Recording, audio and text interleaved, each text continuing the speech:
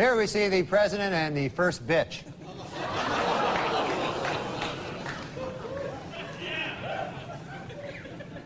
Hey, slow down, you bitch. Let me catch up.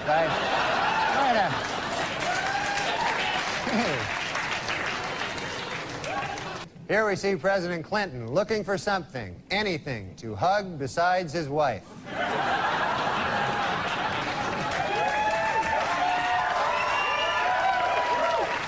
This week in South Africa, Winnie Mandela was removed from the new government by her husband, President Nelson Mandela. A curious Bill Clinton later called Mr. Mandela to find out how exactly you go about doing something like that.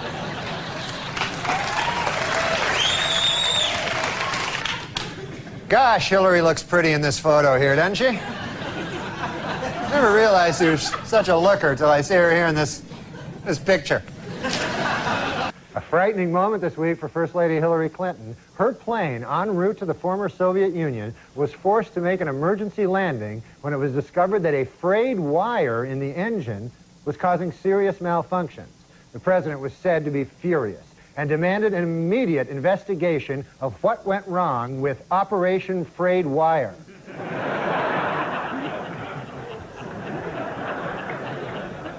First Lady Hillary Clinton has been out of the country this week visiting the remote region of Siberia. Said the president, quote, "When the cat's away, the mice..." Oh, who am I kidding? The mouse screws plenty of women even when the cat's right here.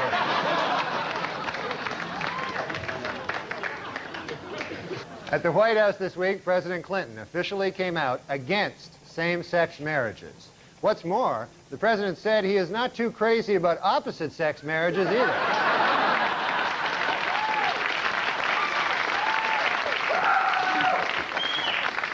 Astronaut Shannon Lucid, back on Earth after a record 6 months in space, was welcomed home Tuesday with a phone call from President Clinton. Said the president, quote, "This is just the beginning. One day we'll be able to send an American into space indefinitely, and I hope it's a woman."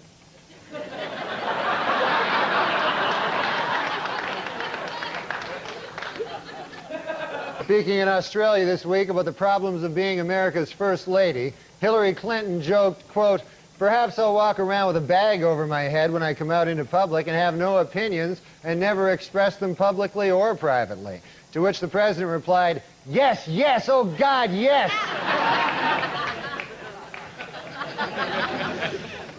As new questions arise about Hillary Clinton's role in Whitewater, the president appears to be distancing himself from the First Lady. Earlier today in his weekly radio address, the president insisted, "Hey, I sleep with hundreds of girls. I can't vouch for all of them, you know?" Though more indictments are likely in the Whitewater investigation, President Clinton is still refusing to say whether he will pardon former Whitewater associates Jim and Susan McDougal. But when asked if he would pardon First Lady Hillary Clinton, the president was crystal clear, quote, "She does the crime, she does the time." Court documents made public this week, independent counsel Kenneth Starr told a federal judge that Hillary Clinton is now a, quote, "central figure in the Whitewater criminal probe." Reacting to the news, President Clinton called the investigation a partisan witch hunt, vowing, quote, "If the First Lady is somehow convicted and has to go to jail, I will do everything in my power to wait 2 weeks to start dating."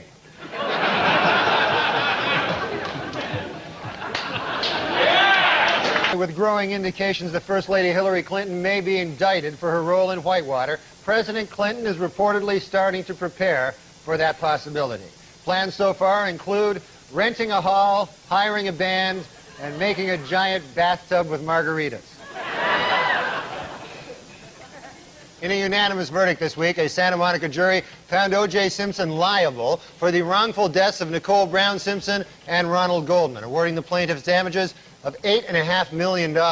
Reacting to the verdict, Simpson insisted that he has nowhere near that amount of money and that his only remaining asset is 30 pairs of Brunei Mali shoes. The announcement of the verdict came toward the end of President Clinton's annual State of the Union address, and to many observers, completely overshadowed the event. Even the president was distracted during his speech, waiting to hear exactly how much it costs to kill your wife.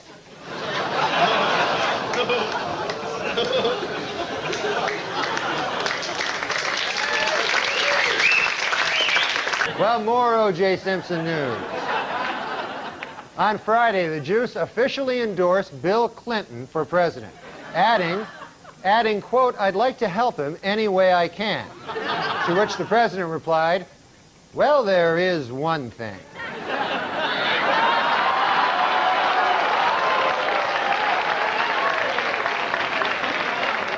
An American President, Rob Reiner's new film starring Michael Douglas and Annette Bening opened in theaters last week. Here with his review is Update movie critic and 42nd President of these United States, Bill Clinton.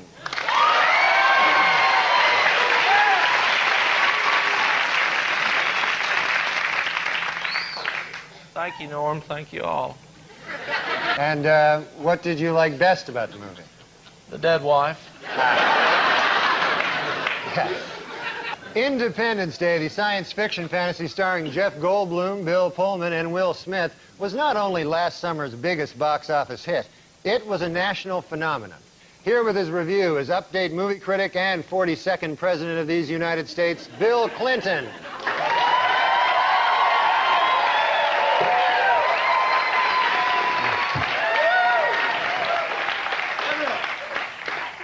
Thank you. Norm, I think it deals with some of the most fundamental questions of existence. Is there intelligent life out there? Is it friendly?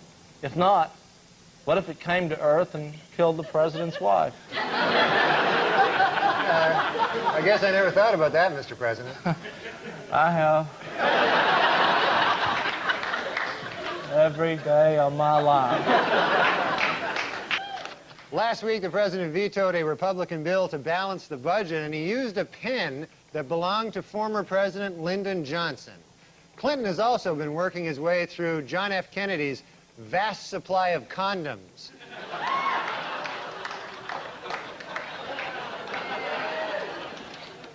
Well, more bad news for Bill Clinton. This week, an appellate court ruled that Paula Jones can proceed with her sexual harassment suit against the president.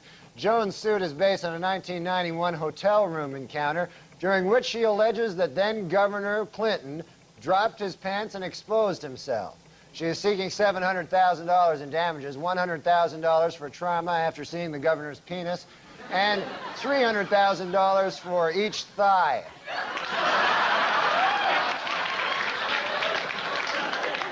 Well, Chelsea Clinton turned 16 a few weeks ago, and apparently her father has been teaching her to drive. Early reports say that under the president's tutelage, the first daughter has become exceptionally good at cruising for chicks.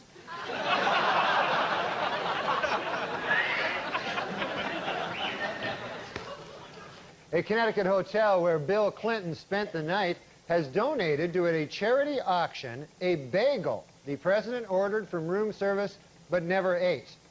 Though potential bidders should be advised, while the president never actually ate the bagel, he did have, quote, relations with it.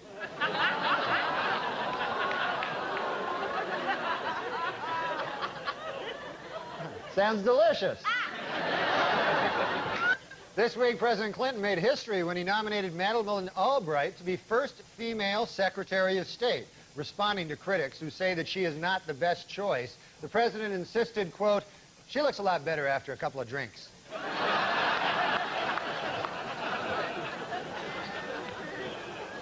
This week, in arguments before the Supreme Court, lawyers for President Clinton asked that the sexual harassment suit brought by Paula Jones be delayed until he leaves office. According to Clinton's attorney, quote, "If the president were hauled into court every time some nut accused him of sexual harassment, he'd have no time to scare up tail."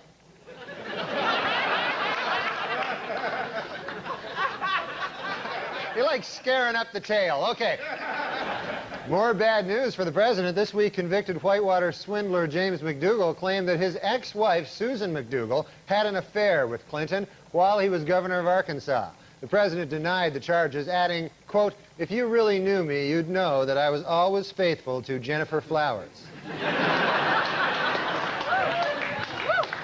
In a startling reversal, Kenneth Starr announced yesterday that he would not resign as Whitewater special prosecutor and that now he intends to stay on until the investigation is completed. This new development apparently did not trouble a confident President Clinton, who still plans to resume making conjugal visits to Susan McDougal.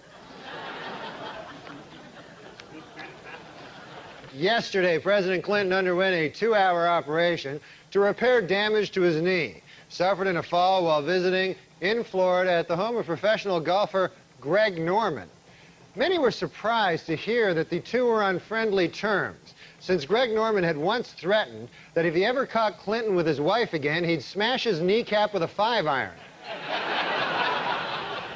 The White House says that surviving relatives of those who died in a 40-year-old federal study which allowed men infected with syphilis to go untreated will get an official apology from President Clinton. According to the president, quote, "If not for the sacrifices of these brave men, I would not be alive today."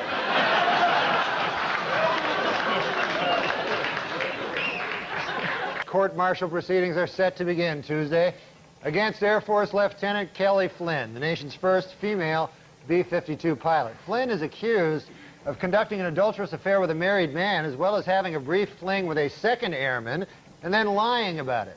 An Air Force prosecutor called her, quote, "a sexual predator," while her commanding officer called her a, quote, "lying sex addict." Meanwhile, President Clinton called her. Well, the White House is an empty nest this week following Chelsea Clinton's departure to begin studies at Stanford University.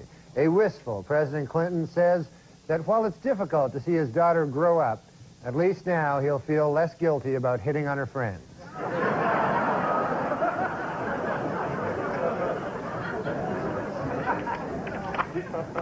According to Reno, there is no evidence he misused his office to raise money, improperly allowed contributors to stay overnight at the White House, or sought contributions in exchange for political favors. You know, it's hard for me to believe this, but for Janet Reno to send this letter, I guess it must be true. The president's sleeping with her, too. It's beyond comprehension, but... On Tom Snyder this week, actor Tony Danza said he thought the recent open display of affection by lesbian couple Ellen DeGeneres and Anne Hesh in front of President Clinton was extremely disrespectful. On hearing the comment, President Clinton responded, "Someone should tell Tony Danza to shut the hell up."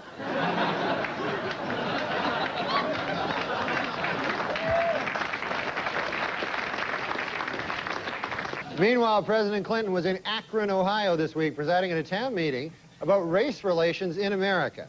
The president chose Akron as the site of the meeting, partly because it is the home of the Coming Together Project, an organized effort to end racism, and partly because it is the home of Suzanne Rosenberg, an old classmate from Oxford the president still has sex with. Well, President Clinton received an early Christmas present this week, an adorable Labrador puppy.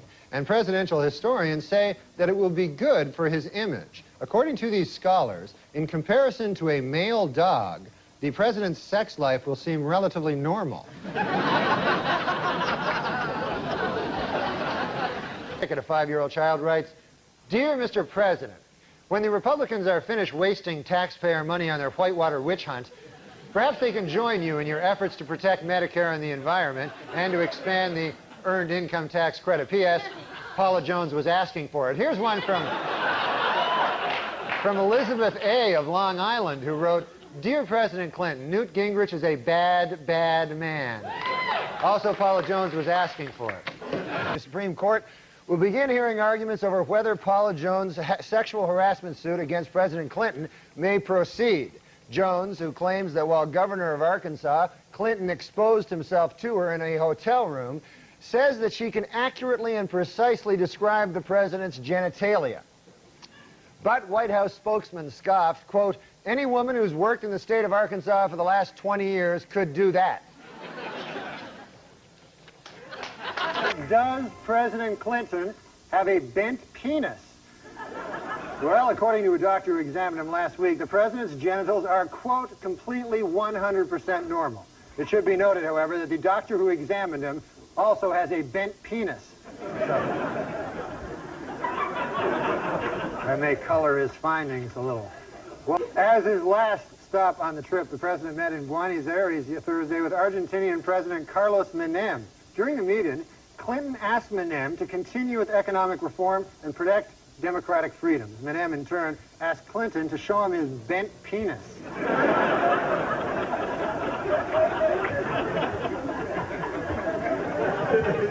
Tomorrow, Chinese President Jiang Zemin begins a week-long visit that could define U.S. relations with China for years to come. President Clinton plans to ask Jiang for several things, including human rights reform, trade expansion, and a Chinese herb said to have the power to straighten a bent penis. This week, an angry President Clinton demanded that Congress stop dragging its feet on something he has long championed, a medical bill of rights for U.S. citizens. In all, there are 10 items in the President's Bill of Rights, running from number 1, a rich, satisfying sex life is the foundation of good health, to number 10, a straight penis is not a privilege, it is a right. Mysterious Indonesian accused of illegally raising millions for the Democratic Party. Earlier this week, Secret Service logs showed that Mr. Wong had visited the Clinton White House more than 60 times. But on Friday, administration spokesman revealed that there are actually 2 John Wongs. Furthermore, they stressed that the John Wong who visited the White House is a different man.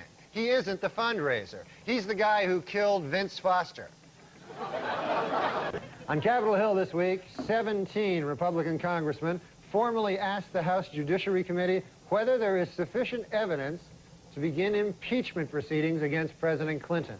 In response, the president said, quote, "Hey, you know who would have the answer to that question? Vince Foster."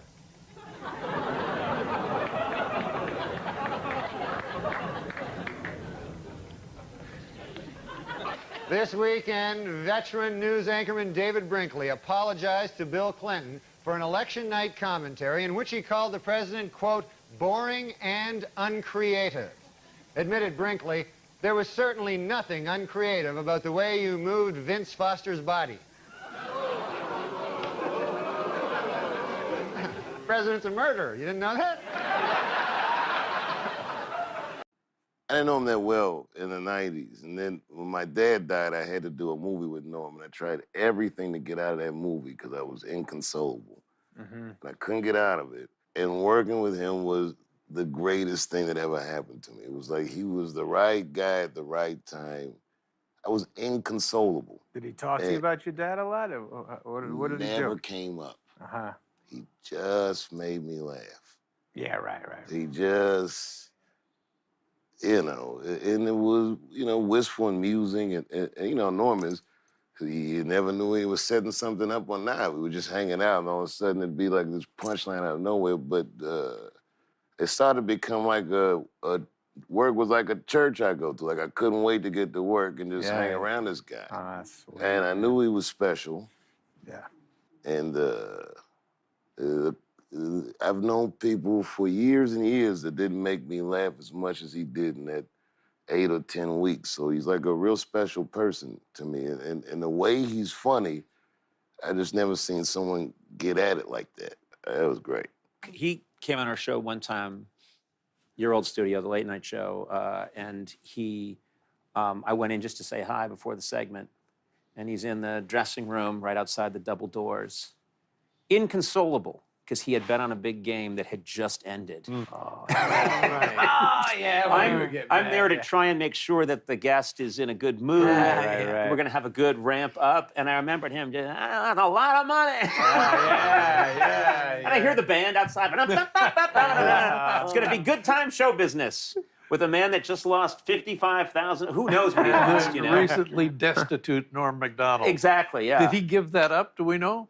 I don't know. I don't know 100%. When it was him reading an excerpt from his book or his book on tape, where he describes his gambling addiction, so poetically.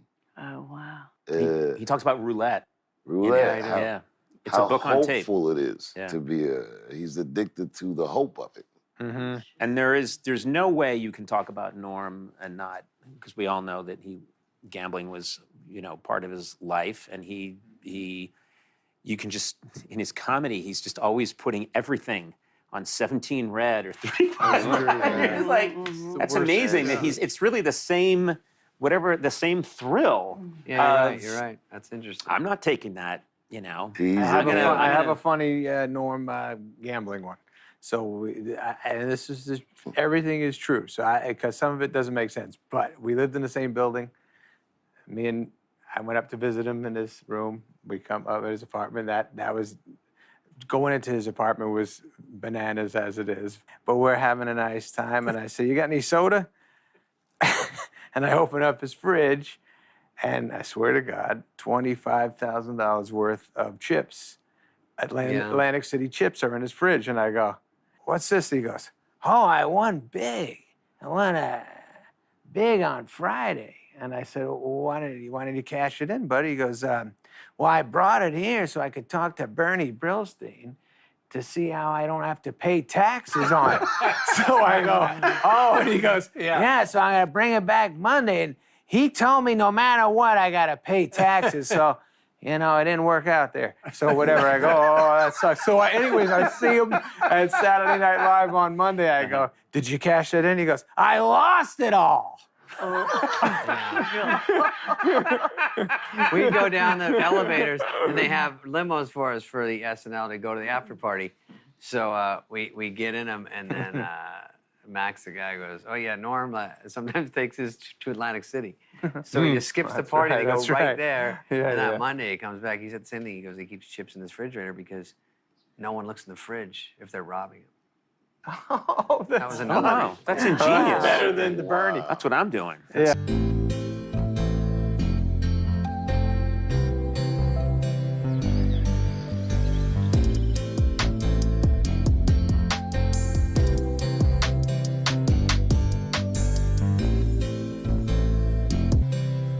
Tell you, I have so many Norm stories, but this is one of my favorites. And I was on tour, me, Sandler, Spade, Rob Schneider, and Norm was kind of like the wild card. He would pop in for certain dates. So I believe Mohegan Sun in Connecticut, and we're backstage. Everyone's in Sandler's green room talking, shooting the shit. And me and Norm are in the hallway hanging out. And I don't know why I did this. This long hallway, and this guy walks in. Way down the hallway, walks in the door. And I'm like looking, and we're always kind of suspicious about people that come backstage. And I go, "I think that guy's a gun." And Norm goes, "What?" And I go, I think that guy's a fucking gun, dude." And he's like, "Oh my God." And he runs into Sandler's room and he goes, "There's a gun. There's a man with a gun." And I was like, No, there's not. There's not. I was, no, I'm joking. There's not. And he goes, No, next to there's a guy with a gun. And Sandler goes, "What the fuck? There's a guy with a fucking gun?" And Spade's like, "Oh no, what the fuck? What's going?" And I'm like, "No, there's no gun. There's no gun. I was making like a joke just for Norm." And Norm's like, "What? How's that a joke?" And I'm like, I don't know." And Sandler was like, "What the fuck is wrong with you?" And I'm like, "I don't know, man." Spade's like, "Yeah, real cool, man." And I'm like, "I'm just gonna go to my room." And Norm's like, "Yeah, I thought there was a gun. I'm sorry. Nick said it." And I'm like, "Good Lord." Real buzzkill. And the guy walked past, it was a security guard. But yeah. So he really did have a gun. He didn't have a gun, but he just looked like somebody that would have a gun. Yeah, well, people use guns for security, man. It was just not a good joke on my part, especially poor Norm. Guess we're not in LA. It's not as scary. Oh. Well, I'm saying LA is. Dang. You can feel it. You can feel it. Do we race downstairs? No. You just want to go downstairs. Yeah, I do too. Fuck it. I want to go downstairs. No, you don't want to be in an elevator. I was say I don't want to take the elevator or go down 64 stairs. It'll be done. 5 years. You'll be like. It's 4th of July and it's a Trump Tower. I understand. Let's just talk about this. What's the most exciting thing that has happened to you this year? The most exciting thing? Mm-hmm. Do you get excited? No, I don't remember anything exciting happening to me. I mean, that earthquake was something else, wasn't it? Yeah. The fault line. Reminded you of that that Giants World Series. That's right. Another endless day, nobody's gonna change. You won't ever leave. On my mind again, I'm still not tired of it. Can make you want me. And I might act okay, say things will stay the same. Say I'm all I need. I noticed because I'm very bad with me being alone with my own thoughts at night. A lot of times if I'm just in a quiet room fuck. without the TV on, like I'll just think too much to go to sleep. Yes. And it could be anything. It could be like, oh, there's a kind of a program I want to maybe work on tomorrow on the computer. yeah. Or it could be, hey, I wonder when I'll die. Yeah. You know, and that. So I like having the TV on Yeah. just for that. Are you good with your own thoughts, just No, laying there in the I'm quiet? no good. No? I try to, because, you know, you try something to get off the whatever the fuck you'd use to quiet your mind, you know? Yeah. Whether it's booze or whatever the fuck, Sure, pills, sure. whatever it is. But I try meditation, try that, you know? To me, it worked the opposite. Like, I'm sitting in a room of people, they go, just close your eyes. They go, thoughts will happen. No fucking kidding. Racing, hellish thoughts, you know? And then the guy's like, just let them go. I'm like, ah. And then you open your eyes, you look at some other fuckers right beside you. Yeah. And I tried it 3 times. I could never get to any place of quiet. No, I need a lot of distractions, and I could still operate and work. Like I could make myself, go to sleep, or if I'm working on a computer or something, I'm good with the TV on or something like that. Yeah. But I need You this need constant distractions. little distraction, because if you're just left alone to your own devices, your thoughts will turn horrid. I stumped a fucking psychiatrist once. I said to the guy, because I was fucking gambling all the time, shit, right? I had a gambling addiction. I'm over it now, but shit. But he said... I bet you're not. That's a good one. He almost lost everything. Chip. Yes, Chip Chipperson is very funny. But he said, the psychiatrist, he said, you're using gambling, you're fixating on gambling in order to escape your real thoughts, you know? Mm-hmm. And I said to him, isn't that why you do everything in life? And literally, I stumped him. He had no answer. He was like, ah. And then he recovered and tried to make it. But isn't that why you do everything? Yes. So you're not sitting at home just thinking about what was what's your, really going to happen to us? where it all ends? As I was writing this book over the past year and a half, I began noticing that some of the events and themes described within, loved ones becoming ill, and how comedy gets us through our pain, which is kind of a theme of the book, were coming true yet again. How crazy that I was basically living out many of my tragic moments from the book once more as I was writing it. I find it ironic, yet also sweetly poignant, that life goes in cycles. As the book went to press, I lost my loving mother at the age of 89, a beloved wife, mother, grandmother, aunt, and friend. She touched countless lives through the generations and will always be remembered. This is for you, Mom. Dolly Saget, 1925 to 2014.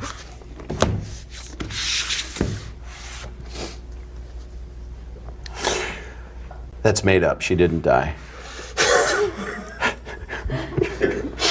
You can't just cry. I don't want to.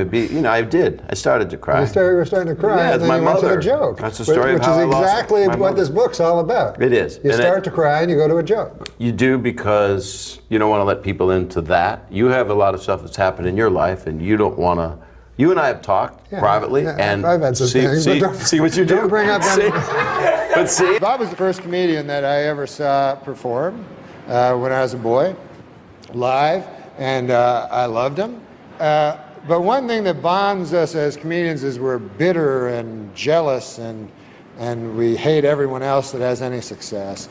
But Bob, honestly, has never had an unkind word for anybody, and I love him, and I hope everybody else does, so I just want to say that. Thank you. So anyways, I'd just like to say, I know that Mr. Letterman is not for the mawkish, and he has no truck for the sentimental, but if something is true, it is not sentimental, and I say in truth, I love you. Oh, my God. Paradise with your body, I don't wanna share. We're making dynamite, explosive love intentions building in the air. How'd you get peace of mind out of the other shit? Well, when I was this is a weird thing that happened to me when I was young. Yeah. I don't know if this means anything. Let's but try it. I remember it, but it was a moment I had that was, it wasn't religious or epinaphic or anything, but it transformed me to some degree. Is that I was always fucking so afraid of everything, and if I went to a store, I'd have to walk around forever before I could even face a person in the store to buy a pack of gum. I don't know why the fuck I was like this. Yeah. But anyways, when I was 9, there was we lived in rural Ontario, and there was a blind friend of my dad's that I had to. He said, "Take him to the store." I was like, what the fuck? Like, I have to take this blind fucker? And I'm already shy and shit. So I'm taking him to the store, and then the fucker wants me to explain everything, describe everything to him. Yeah. So I'm like, there's some grass over here, and now there's a lamppost, and this guy's all happy. Oh, what about the lamppost? I mean, it's just a lamppost. Yeah. So it goes on and on, but something happened to me it sounds bizarre, but something happened to me where I was actually, instead of always looking inward, which I think I'd always done before that one time, I was looking outward. Anyways, while I was talking to him, I suddenly had a sort of a hysteria, like I was laughing. I started laughing and stuff. And I don't even know why I'm remembering this, but I started laughing about everything. And everything seemed like very, very funny to me. And then a couple of weeks later, I saw a homeless guy, and he was talking about, he started talking to me. Yeah. And he was talking to me about John D. Rockefeller. He's like, I was at John D. Rockefeller's funeral. Yeah. And all this shit. Yeah. And I was laughing at him and shit. And then he started laughing.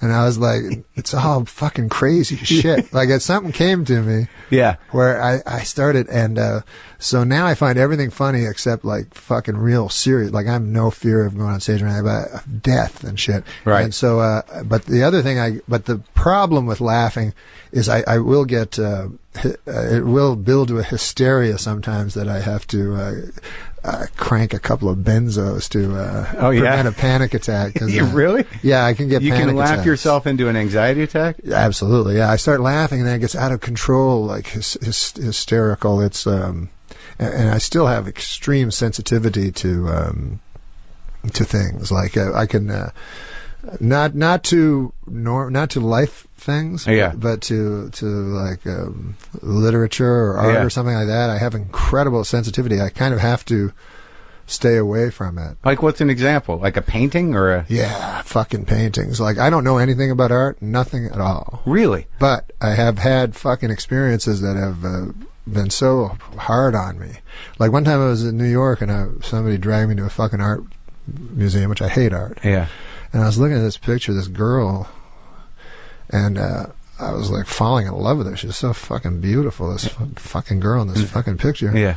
And then a guide was telling me the fucking thing was written, drawn in the 16th century. Obviously, this lady was dead, long dead. Yeah. And here I am fucking in love with her. Yeah. And so I'm like, fuck it. I was like so hard on me for so many days. So I try not to. It sounds crazy, right? Not really. But I can be very... it sounds like that's a very good painting. It was an incredible painting. But like, it would make me cry. I didn't cry at my dad's funeral, though. Like, real life stuff seems so prosaic to me that it never really touches me much. So you have a sensitivity towards... Well, I mean, that's what art's supposed to do on some level. I guess for people like me that can't access feelings or something, it gets me. Well, yeah, I mean, I get that with I can get that with television commercials sometimes if I'm not protecting myself. Oh, you mean like where they really can manipulate? Well, yeah, you? Well, you jerk me around, but like I remember there was I can be manipulated without and know I'm being manipulated. Yeah. Like some movies, I'll just let it go. Yeah, I know. But like, if my girlfriend's afraid of something or needs some help, I'm like, I don't know what to. This is crazy. I mean, maybe you should call a friend. I can't. Maybe it's because we live in fantasy lives or something. I guess. I remember a kid when I was in grade school, we read Old Yeller. And the dog gets, then they got to put the dog down, right? That's a motherfucker. Yeah, and this kid, Jeff, was just like, sobbing uncontrollably as he read out loud. And they had to take him to the nurse because he couldn't pull it together. Oh, my God. So that's... they call it Stendhal syndrome. So is there a name for it? Well, there was this guy, Augustine Stendhal or something, some 16th century guy, but he had an art museum that was so beautiful. I don't know if it's anecdotal, but he was at an art museum where people would come in and have nervous breakdowns from the beauty of the art. But that can go either way with you. It can be laughter or sadness. Yeah, it's mostly laughter. The sadness doesn't throw me into anxiety. the laughter. What's the feeling though? Like at a joke, or you're with friends or something, and you can't get it out of your head how funny it is, and then you get anxious because you can't stop laughing. I guess it's that. Like I laugh a lot. Like that's fucking great as a comic. Yeah, that's I tell you, I've never trusted people that don't laugh. Like I've worked on shows and shit sitcoms and stuff like that where the motherfucker doesn't laugh. Yeah, he's the head writer. Yeah, I'm like, you're not laughing at nothing. Yeah, and I don't it's know. all math to him. Yeah, it's math. It's like haiku or some shit. And like but the best guys I've met are the guys that are able to laugh and fucking You know what Norm, you're the most courageous Canadian American who ever lived. Yeah. What Canadian that American story is it was inspiring. Wait, Canadian American? Aren't you Canadian American? What is that? Just how Canadian. politically correct can you be? It's not a derogatory term. Yeah, It's being specific. I'm that's Canadian. all. Yeah. Yeah, I'm And Canadian. American. No, I'm not American. Then get out. No, I love this. I was going to say. USA. I was going to say, even if you are just Canadian. No, I love this country more than any other country, including Canada, my homeland. It's the courage that was inspiring, though. They should name a fighting battalion in Iraq after you. Yes. The Fighting NORM MACDONALD. Yes. No one would challenge Get that. those guys over there. It's interesting what you say when you go, like, America's the greatest country in the world or something, because, like, imagine, like, you're just saying that on account of you live there, because let's say you hear a guy who goes, hey, man, Kenya, that's the greatest country in the world. You better believe that.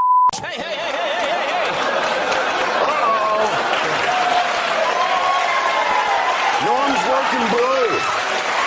This gentleman has a 2,000-acre ranch in Texas. Thanks for coming in. You've talked with me about this ranch before. Many, many times, but this is a particularly special occasion because I've prepared a little photo journal of the Jake Short Ranch in Bandera County, Texas. That's a windmill. It does not, in fact, pump water, but it's pretty. I think everybody can enjoy. Again, sturdy steel structure. That's. You ever tilt at it? What's tilt at the windmill? Yeah, I thought that's what you did to them. Wait, do you know Robert Duvall? I do. Norm, you're killing my flow here. I'm sorry. Straight to the heart. I went a long time acting like I wasn't broken apart by you.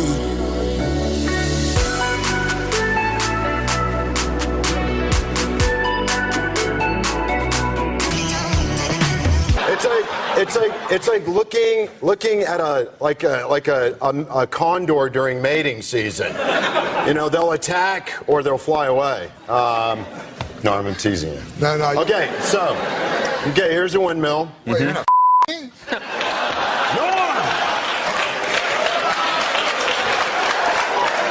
You're too often to attack and fly away. I love you. Let's bump the pit bulls.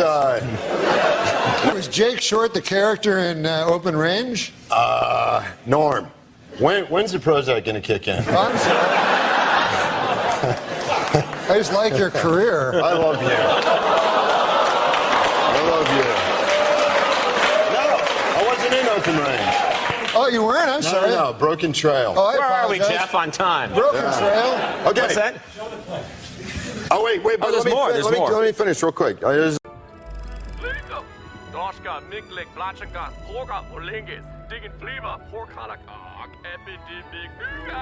that's great. You're ahead of schedule. Hey, everybody's asking when we get to see the new Pterodon. Gordon's gonna be bringing it in any minute.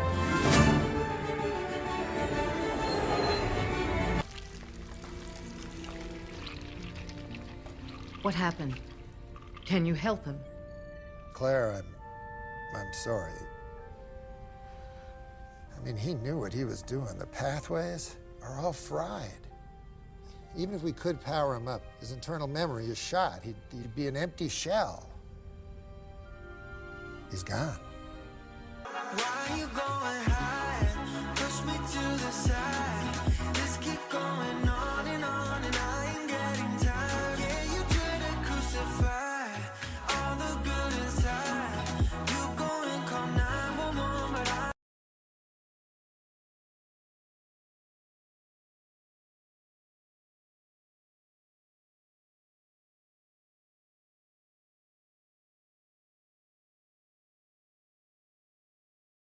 Well, you She gained weight. gained a lot of weight, so did you. so I does this gained guy. 45 pounds. I was going to say something, actually.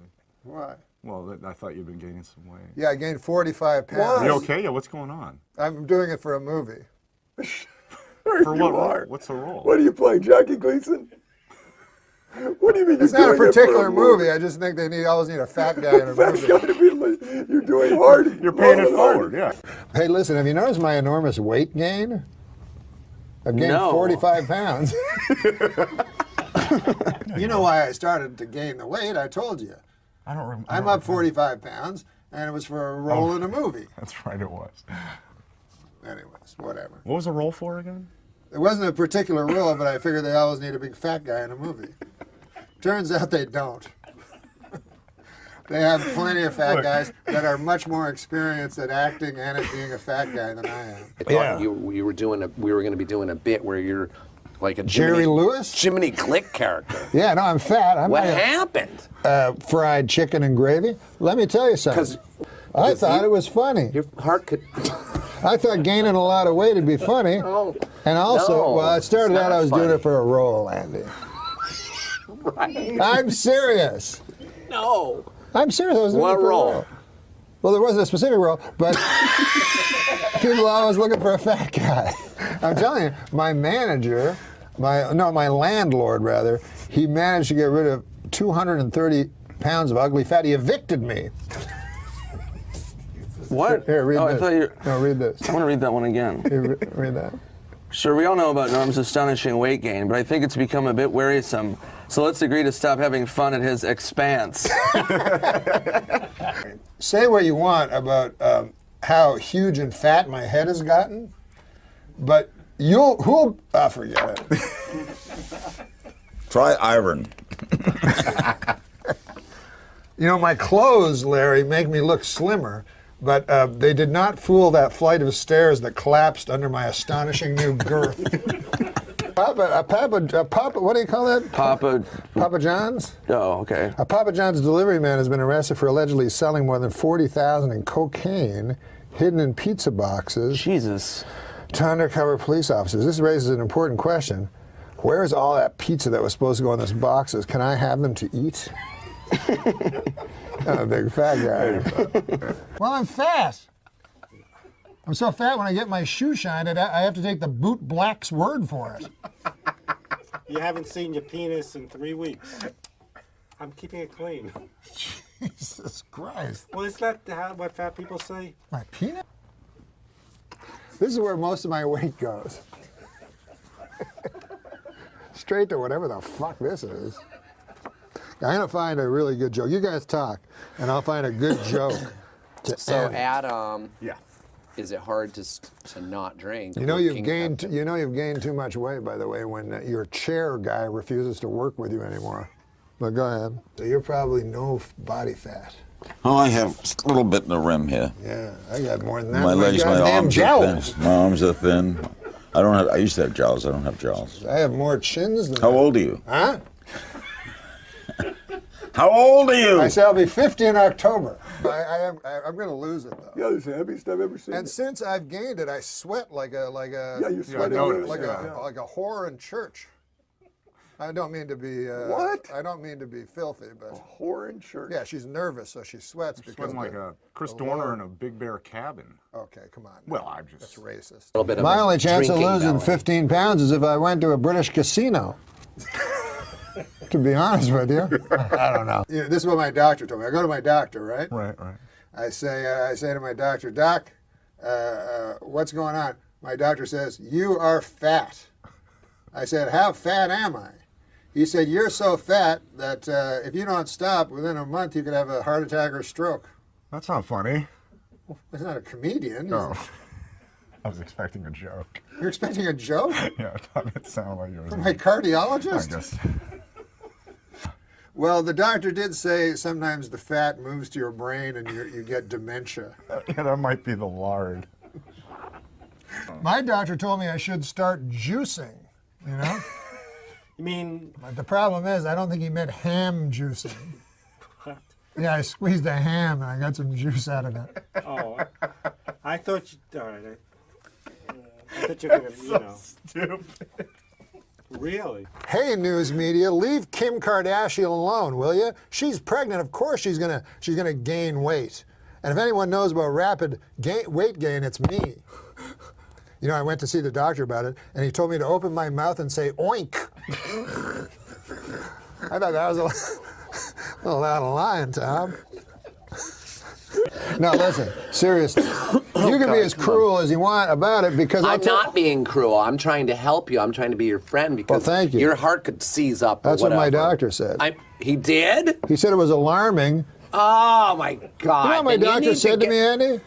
He said, I said, okay, enough of this, you know? He said, okay, open your mouth and say oink. I'm like, come on. You know, I may have told you this, but my doctor's getting very rude. The last time I went to him, he said, open your mouth and say oink. I mean, I think we've come to the fact you need to find a new doctor. I need to find a new. This guy sounds like a real asshole. New internist. Why do you continue to swear? I don't know. Just because you can doesn't mean you should. Do you see your face? Oh yeah, it's me with a huge fat fucking face. Yeah, I didn't want to be the one to say it. Yeah, I've been having a lot of trouble. My doctor, he said he's not a very nice guy. He said, open your mouth and say oink. Yeah, you need to get better insurance, Norm. Insurance? He was calling me a fat pig. Well, I mean, nobody's going to disagree with him. Oh, Chasm. I'm sorry, Norm. I've got an acid tongue. You do. You're an acid-tongued Arab. Most guys try to lose weight. Right. But I try to become a huge fat guy. So anyways, he said, that's not funny. He says that's alarming. I think it's funny. I think it's funny yeah, too. it's pretty funny. But he said that it's quite alarming and that I'm in a lot of trouble. And I said, well, I think it's funny, and I'm the comedian. What did you? I'm not eating well. Yeah, I know that. I understand. What did we? We don't need video evidence of that. We don't need to go to video. But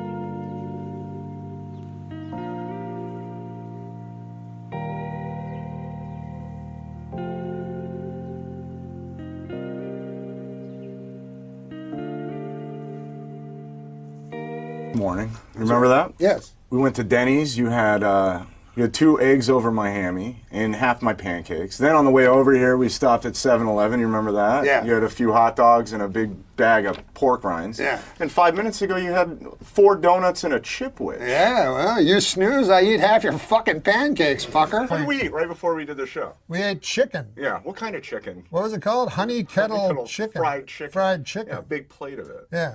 And I asked the girl, Huge mistake. I said, why so much for the extra gravy?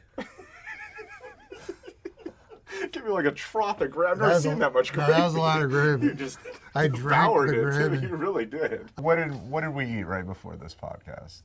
I had 3 whole fried chickens. What else? Biscuits and gravy. And? I don't want to say that third thing. What else? What was the other thing? Whatever, lard. Exactly. I like lard because there's like a purity to it. And you know I grew up poor, you know? Frankly, I was just impressed that they carried lard at the place. You don't see that too often. Yeah, no, I brought that with me, a can of lard. This is what I used to look like. That's Fathom right there. And that's you? That's me. Are you serious? Yeah. That was on a good day too. Is that like a fake picture? No, that's not a fake picture. Coming up on 250. Do I look like that fucking fat pig? Well, maybe not that fat. I mean, this is your future, Norm. This is my promise to the people of the Video Podcast Network world. I will not eat a single morsel of food until Margaret Thatcher is dead and buried. She died 3 weeks ago.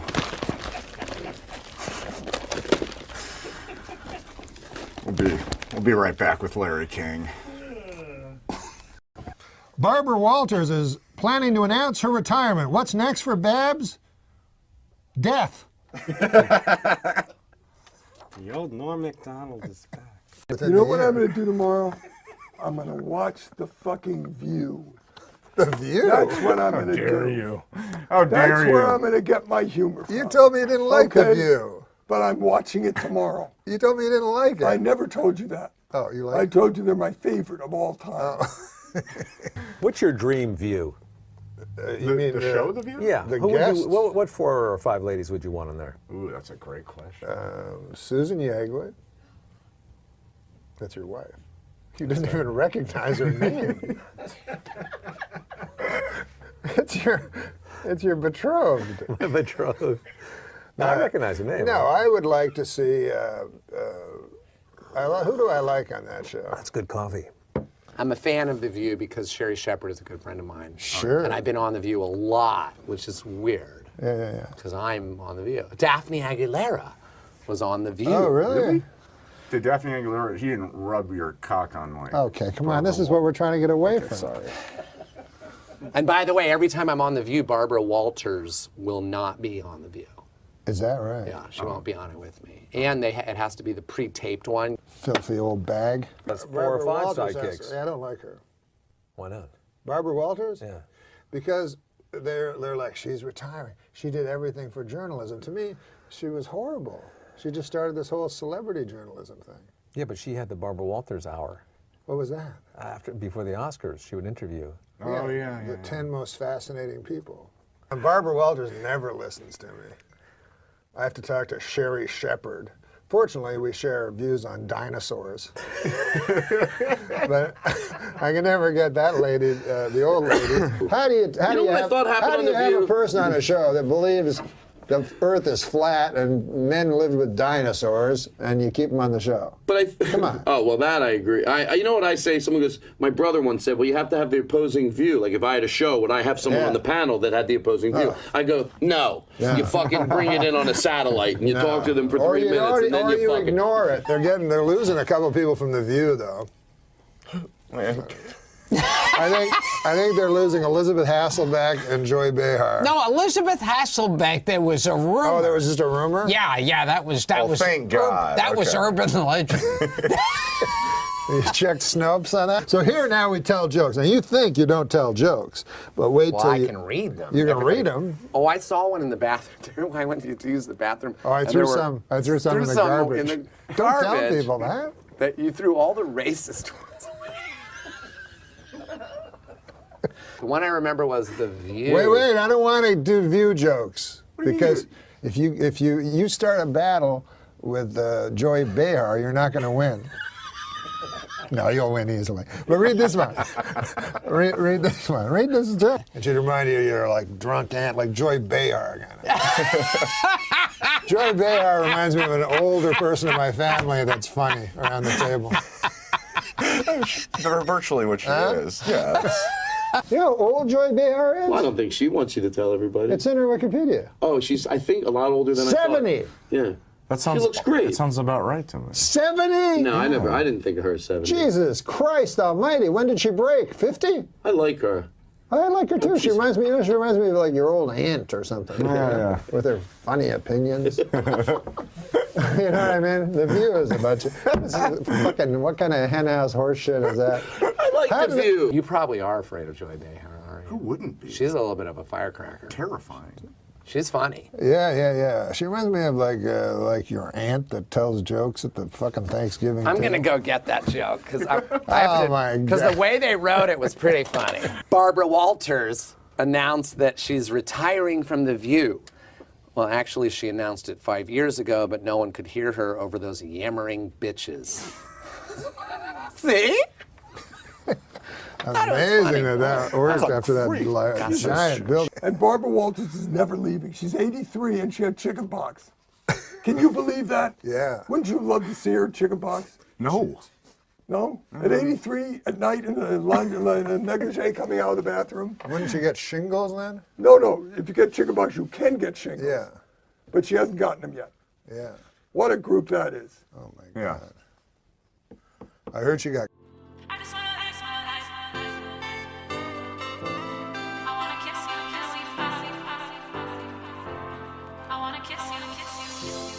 Told me that we should go our separate ways, but now it's my life without. Hey, Barbara Walters is retiring. I can understand why Barbara Walters is retiring. It must be exhausting occasionally appearing on The View. Right? We're fucking going on the road doing all kinds of shit. Yeah, doing her shit acts. Not you. Your act's good. It's pretty shitty. But she gets to sit there and just fucking talk. Yeah, just yap. The fuck. You ever been on that show?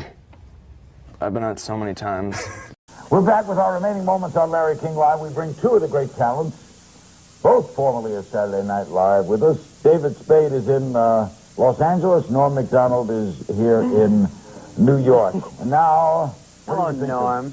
Say hello to him. Hi, David. David and I apparently are having some kind of feud. He left this message on my machine.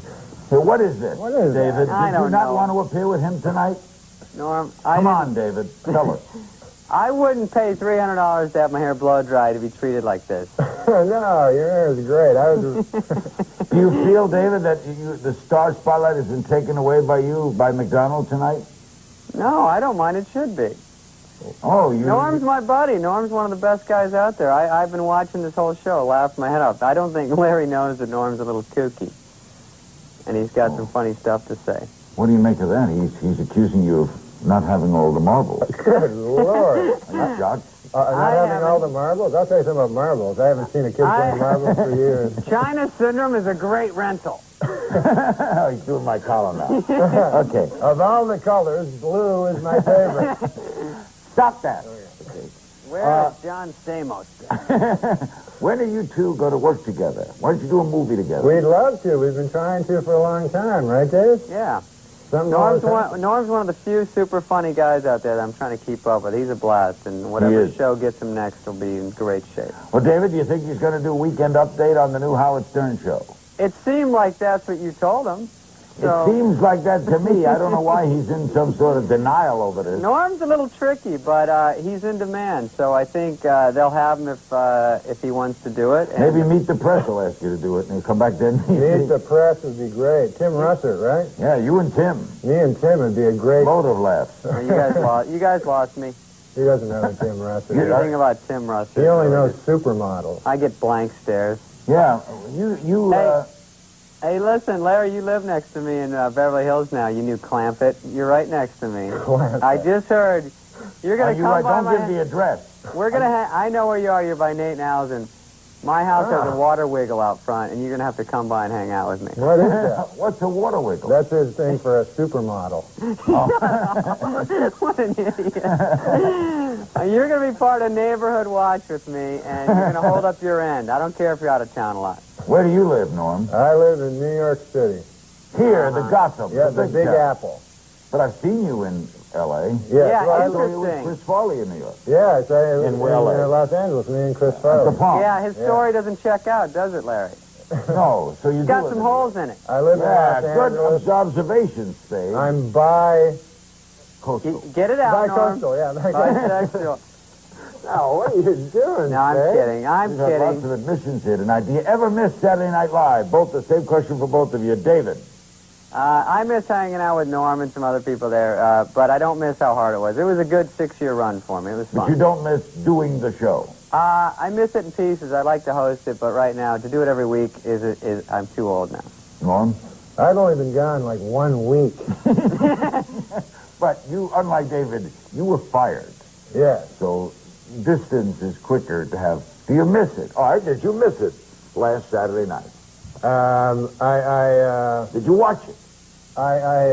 You're stumbling. I tell you something. I don't. Where I live, I don't get Saturday Night Live. You know what, Larry? They showed. I watch Saturday Night Live, but I don't get it. Norm was at home can you with. Stop stepping on the joke. I don't know. I can't. Me and Larry are doing a little vaudeville here. I'm 2 minutes behind you on a tape delay. David, what were you going to say? I just heard the Siamese twins thing. No, I was saying that Norm sits home and there's just montage music and you hear, the road is long, and he's watching 6 TVs in his house. I used to, when I did the show, I'd always take off right after updates so I could watch the rest of the show at home. You know. Really? Yeah, because, you know, they want you to stay till the end so you can wave, because everybody waves. You're not a waver. Well, it's odd because sometimes the show sucks, and then at the end of the show, you're out waving like a jackass. But Norm, sometimes at the first 3 years I was never on, and I had to count that as a sketch. David, thanks very much. Norm, thanks very much. Thanks, Larry. I want to thank Thank you, Larry guys. King for hosting this earlier. Yeah, Larry Very was good. great. Thanks for joining us. See you Monday night. Good night.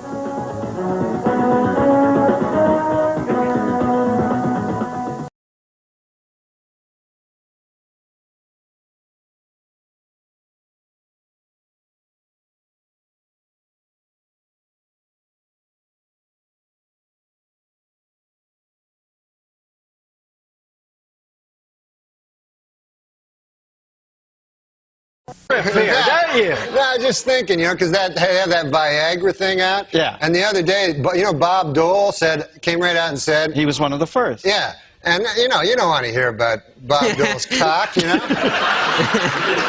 I mean, President Clinton's cock, Bob Dole's cock, what the hell? But mostly, an old man like that, an old man.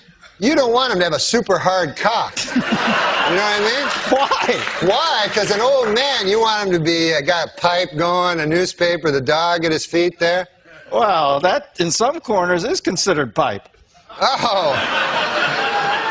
But now they're going to have to create some goddamn pill that makes women aroused at the sight of a fucking 70-year-old dude with a super hard cock. You know what I'm saying? It's crazy. This Viagra. It's insane. And you know what it's for? Impotent people. All right, it's for impotent guys. So get this. I read this. The pill can make your cock hard for 4 hours. Right. So now, who has the 4-hour hard cock? The impotent guy. The rest of us are fucked. Me and you got our regular cocks. Meanwhile, fucking Spade is, you know.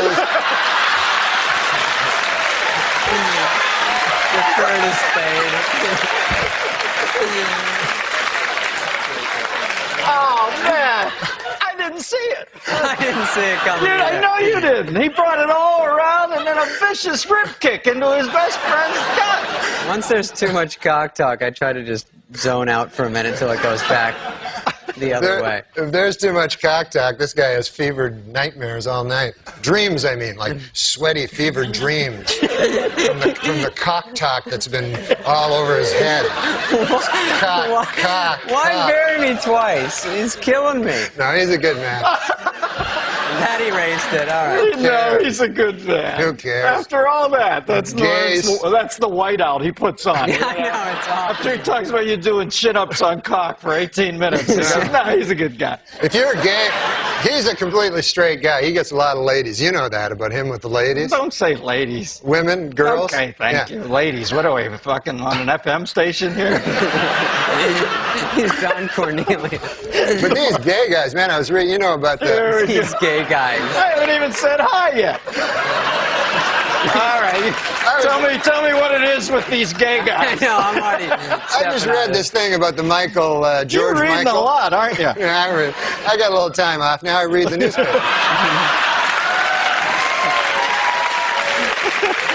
And this really strikes me about the gay community. I don't know if they're a community, but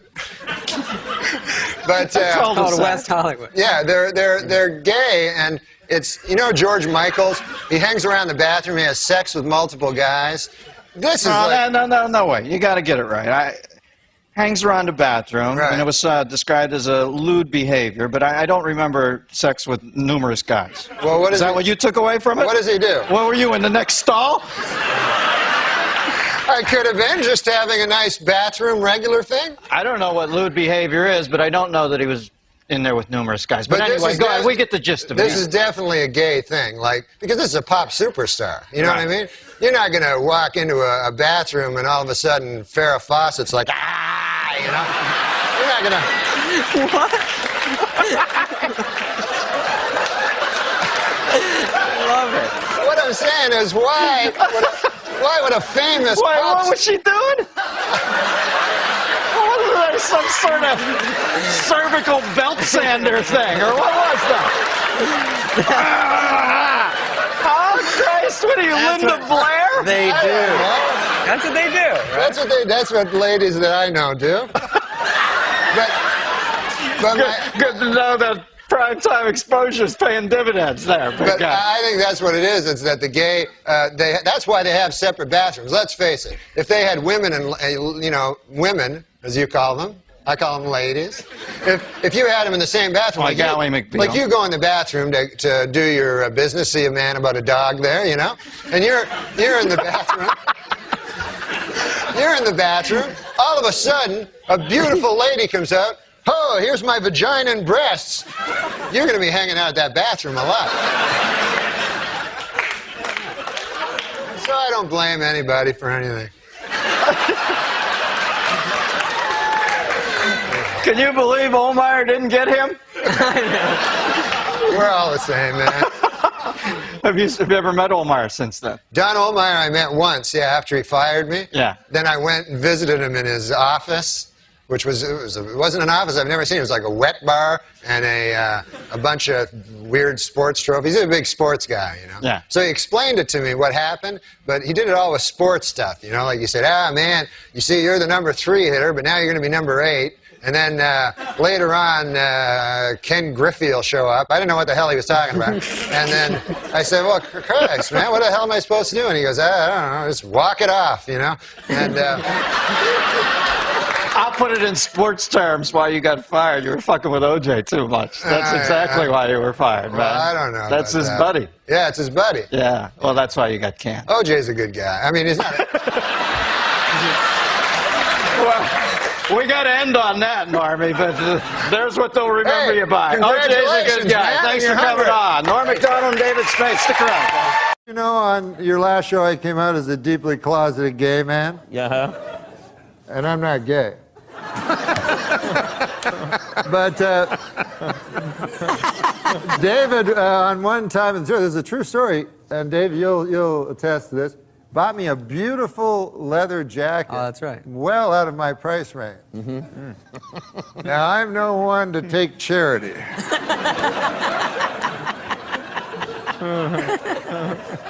You're doing like a Mark Twain one-man show. All alone in the back.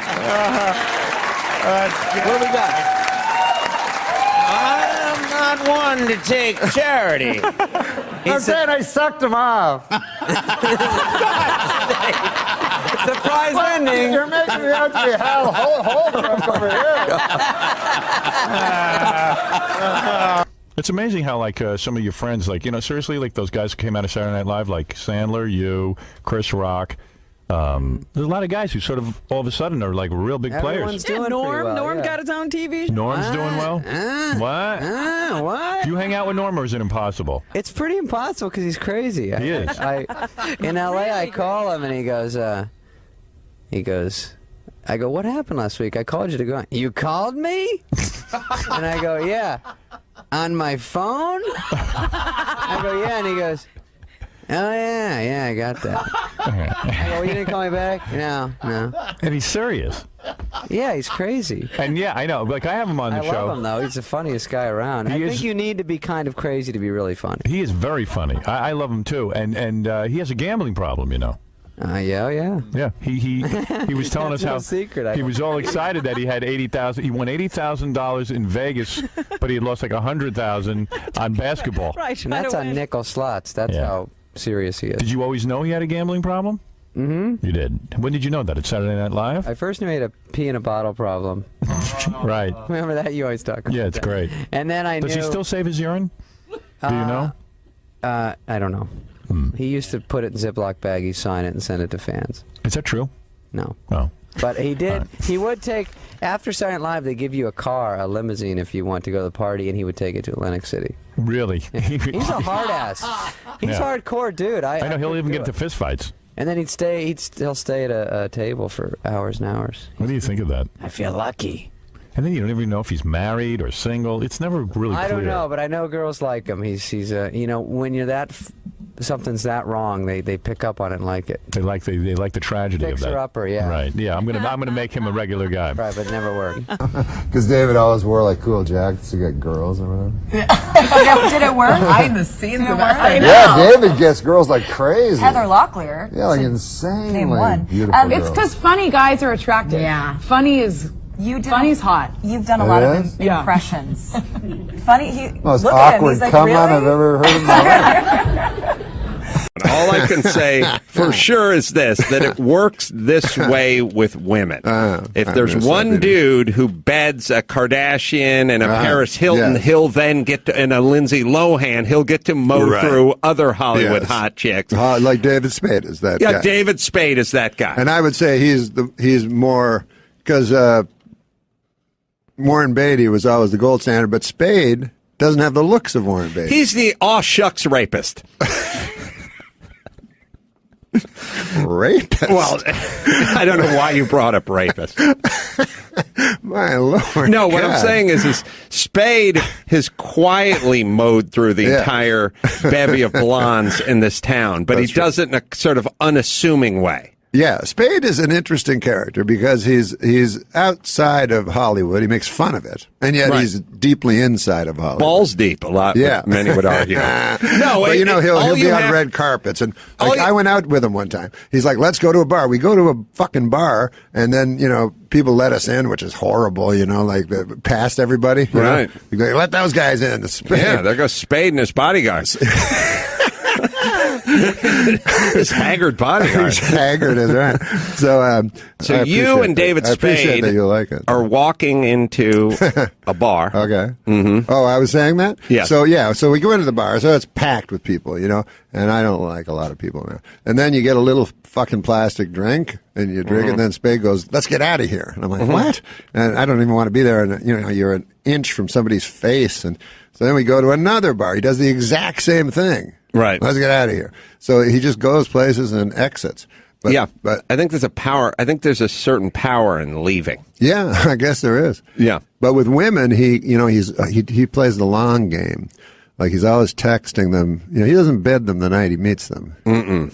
Like a year later. Right. But he's got so many on his. Fucks them in the bathroom. Yeah, but not on a bed.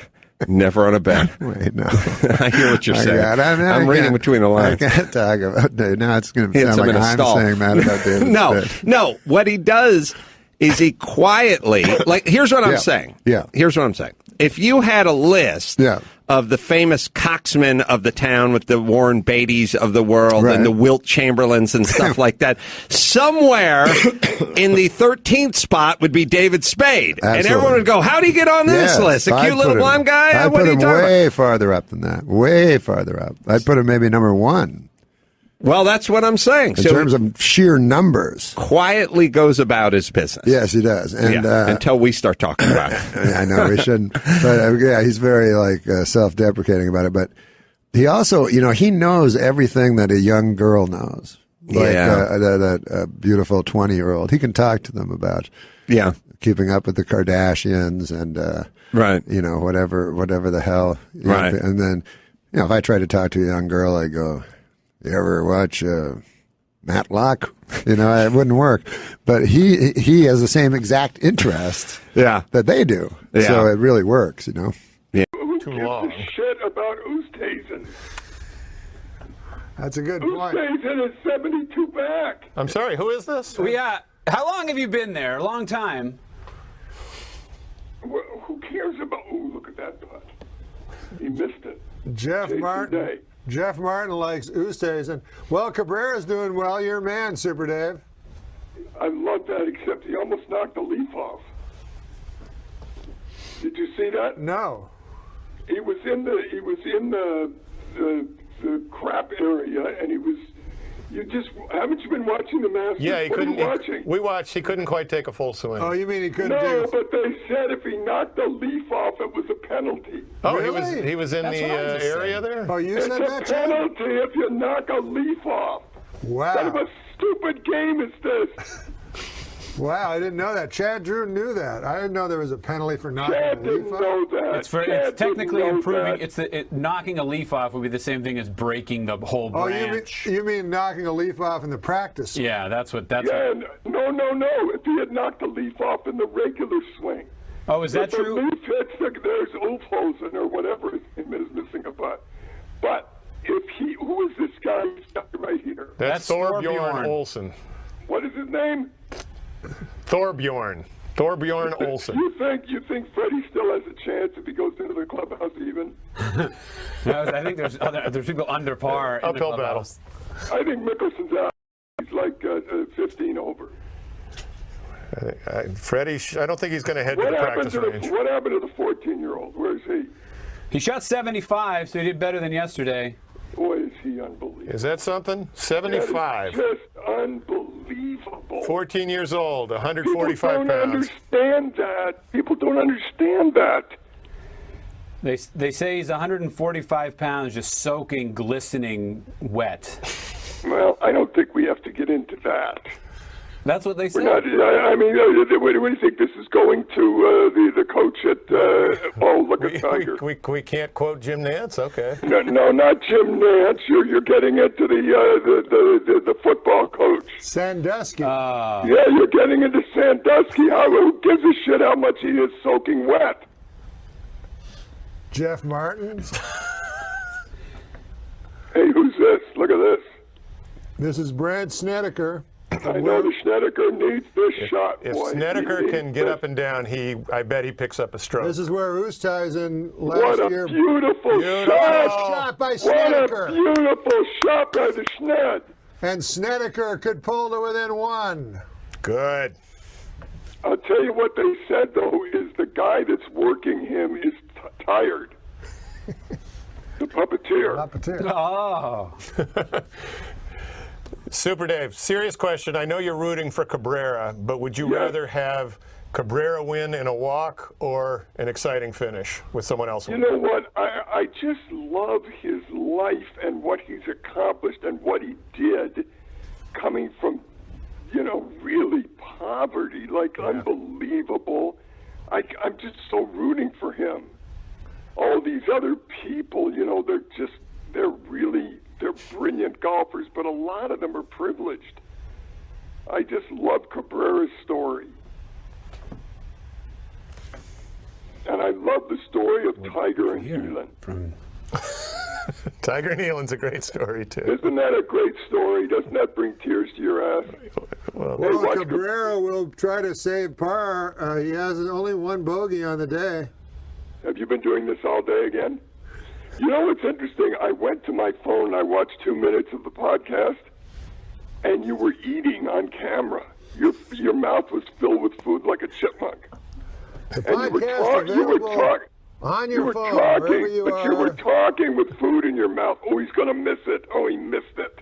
Cabrera will save for bogey.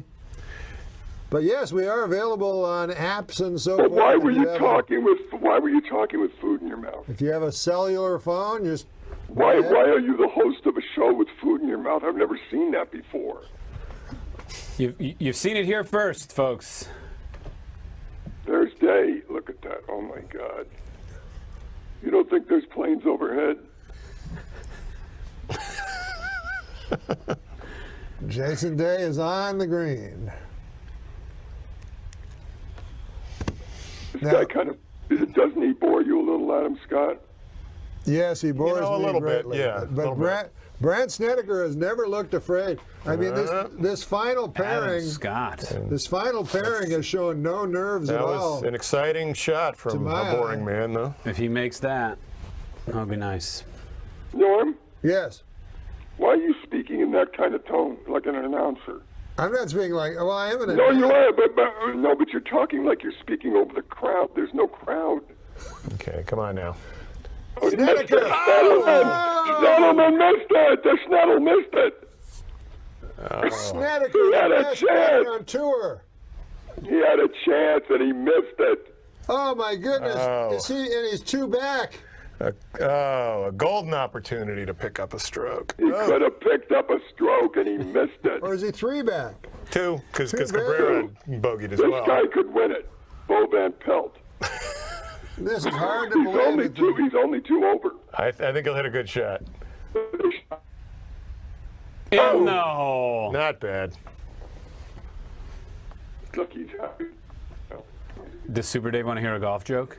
Super Dave, Chad Drew has a golf joke for you. It's great. Your phone's starting to break up again. This is why I didn't want to call today or be called. Your phone's breaking up again. Chad Drew has a golf joke for you. He can hear you, not me. Are you ready? What? Yes. Thank you. An elderly golfer is talking to his seriously ill wife. If I die, she asks, would you remarry? Maybe, he allows. Would you golf with her? She continues. I might, he says. What about my golf clubs? She persists. Would you let her use them? The man thinks for a moment, then says, there'd be no point. She's left-handed. He already has a wife. Guy meets a woman on the golf course, and they start playing, and he can't believe it. She gets the piss out of the ball. She plays fast. They go home after the round. She cooks them the best dinner they've ever had, and then he wants to kiss her. She says, no, not so fast. I'm not jumping in bed with this. So this goes on and on. 2 weeks they play golf every day. All of a sudden, one night after dinner, he says, look, we're either going to take this another step or I'm through. She says, all right. And he kisses her. He said, my God, you kiss beautifully too. Let's go to bed. She says, there's something I have to tell you. He said, what? She says, I'm a man. He said, and you played from the fucking red tees?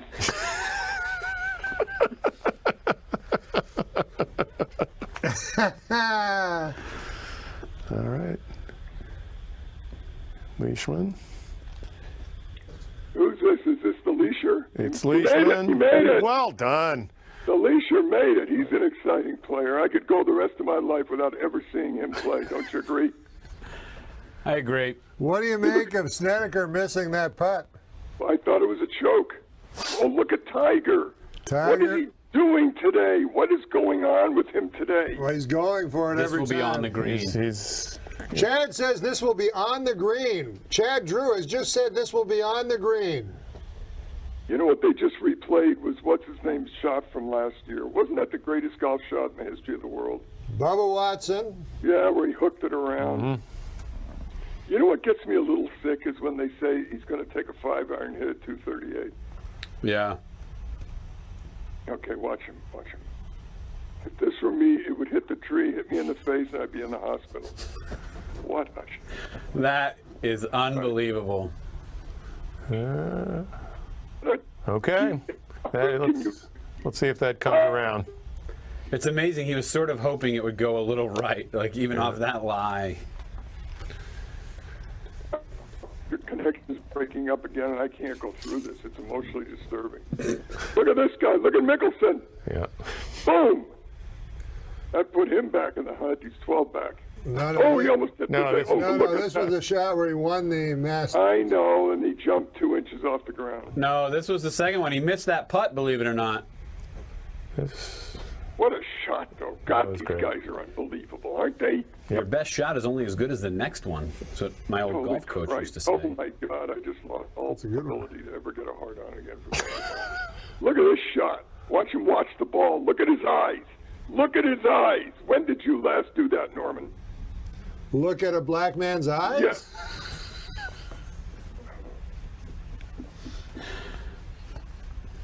Beautiful, beautiful. You know what? You know, that was so weak. That was just so weak, wasn't it? When you go home tonight and think about that tonight, aren't you going to say, Jesus Christ, that was weak? All right, Jason Day for a birdie, and he missed it to the right. Jason Day has spent most of his time kneeling down with his hand to his face. I hope we have interceptors ready. That's all I can tell you. Adam Scott still trying to get involved here. Nice putt, Adam. The hole's to the left, ding ball. Jesus Christ. Wouldn't it be great if he pulled that glove out and it was a long white glove like Michael Jackson? Here's the Schned after missing that putt. Long par 4. Snedeker has... Why are you talking in that tone still? There's no crowd. There's no noise behind you. There's no one listening. Why don't you go back into your own voice? Like when you said to me, am I looking in the eyes of a black man? Watch the Schned miss this putt again. Right to the right, you choke. A little decel? Unacceptable. Unacceptable totally. Watch my man. Watch the Cabrera here. Here's Cabrera. He'll go in the woods, I believe, on this one. I don't think so. You want to know why he plays so great? Because when he was a kid, and even as a man, he was chased on the golf course by the police. So he had to hit and run. That's why he plays so quick and so beautifully. He was being chased by the police. Wait a minute. Look at Sergio. He's still in it. That's unbelievable. How did he come back? How did he come back? He's going to... Wow. He's going to... Someone's going to hold that out in the final groups. I'm telling you. What hole is this? That's 15. That's 15. So he's going to get to 4 under with 3 to go. There's Mark Leishman. He's got a pitching wedge. Okay, here. 700 yards.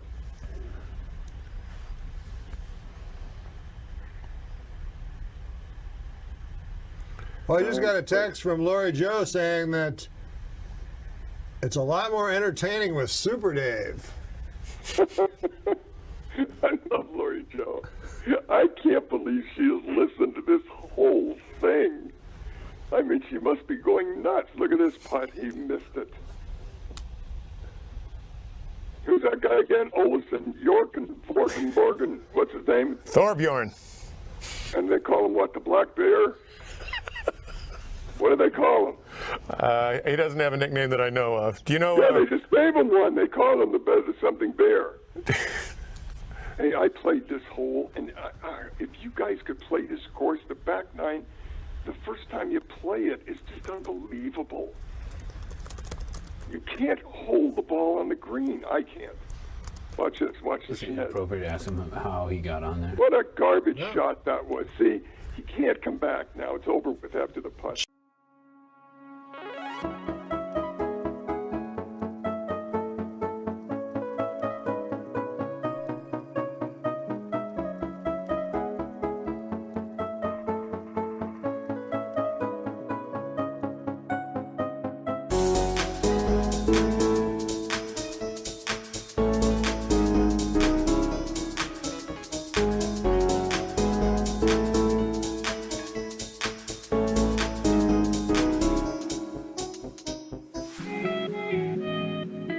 Wonders how you get to play Augusta.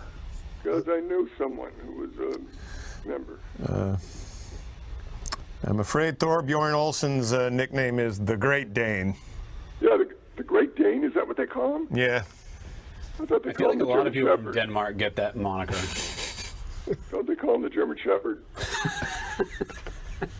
Watch this. Watch my man. He wants to go left. He wants to go left. So far right, but he's still doing well. He's playing it a little safe right now. How did Sergio Garcia get 4 under? Boy, we're all really blessed that the weather is not showing up. We wouldn't want to see this Monday morning. What? We're glad the weather didn't hold anything up, and we're hoping it stays that way. Why, would you be on the air again Monday? Yes. You would? 5 in the morning. I can't believe it. I don't understand this. You'll have to explain it to me sometime. You know what? I'm just going to, I'm telling you, I have to do that. I'm going to sit here and announce a baseball game to myself. It's the same thing. No, it's different. Why? It's golf. Well, we just got a text from Jackson Hoekstra, Lori Joe's nephew. And what did he say? Oh, he said something bad about Jeff Martin. He did? Yes. Don't read that. That's not very nice. No, I'm not going to read it. What did he, oh, well, here he goes. Watch this. Is this, yeah, that's him. That's Dave. This better be good or that place will be strafed in a minute. Strafe. Uh-oh, look out. Look out for the planes. That's all I can tell you.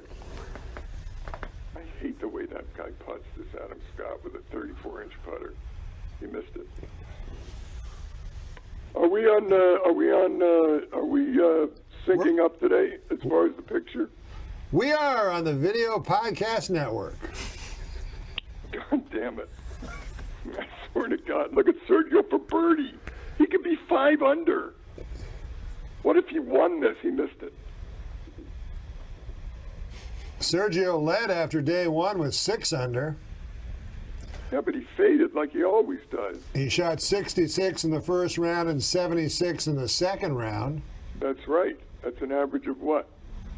72. That's an average of 72. Wow. Here's Leisure. It's an average of 71. Look, he's short. He's short. Boy, no one is taking control right now. You know that? Here's Tiger for birdie. He could be 4 under. This is important. He's got to make this, or Elon will pay. It's good. All right, now he's back in. Tiger to 4 under. Don't count him out. He has 5 to play. Are you that far behind me? Now, Sid Youngers called in earlier and said the winning score would be 9 under. He seems to be in the ballpark, but who's Sid Younger? What could I mean, if you're hoping for Tiger Woods, why are you talking at that range still? Why are you? No, I'm saying it.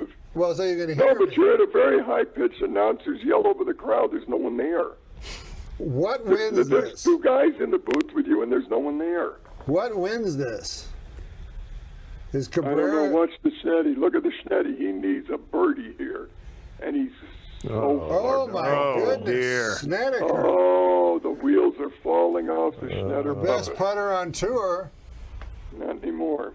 And you just saw him mouth wow. If you can lip read, he just said wow. He did? Yeah.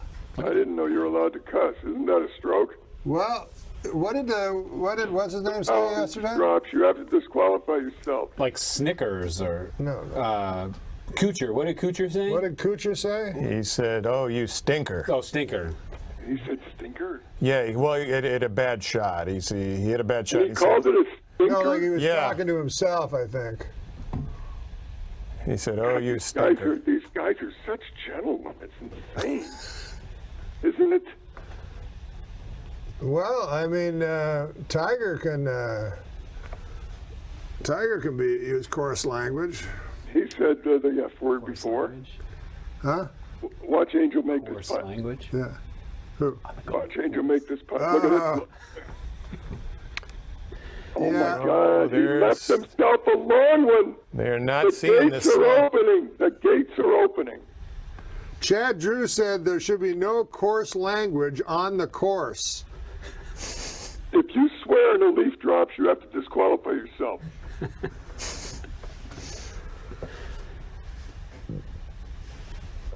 Boy, Snedeker is going to need all his putting ability for this one. Yeah, but you know what? That's not a gimme for Cabrera either.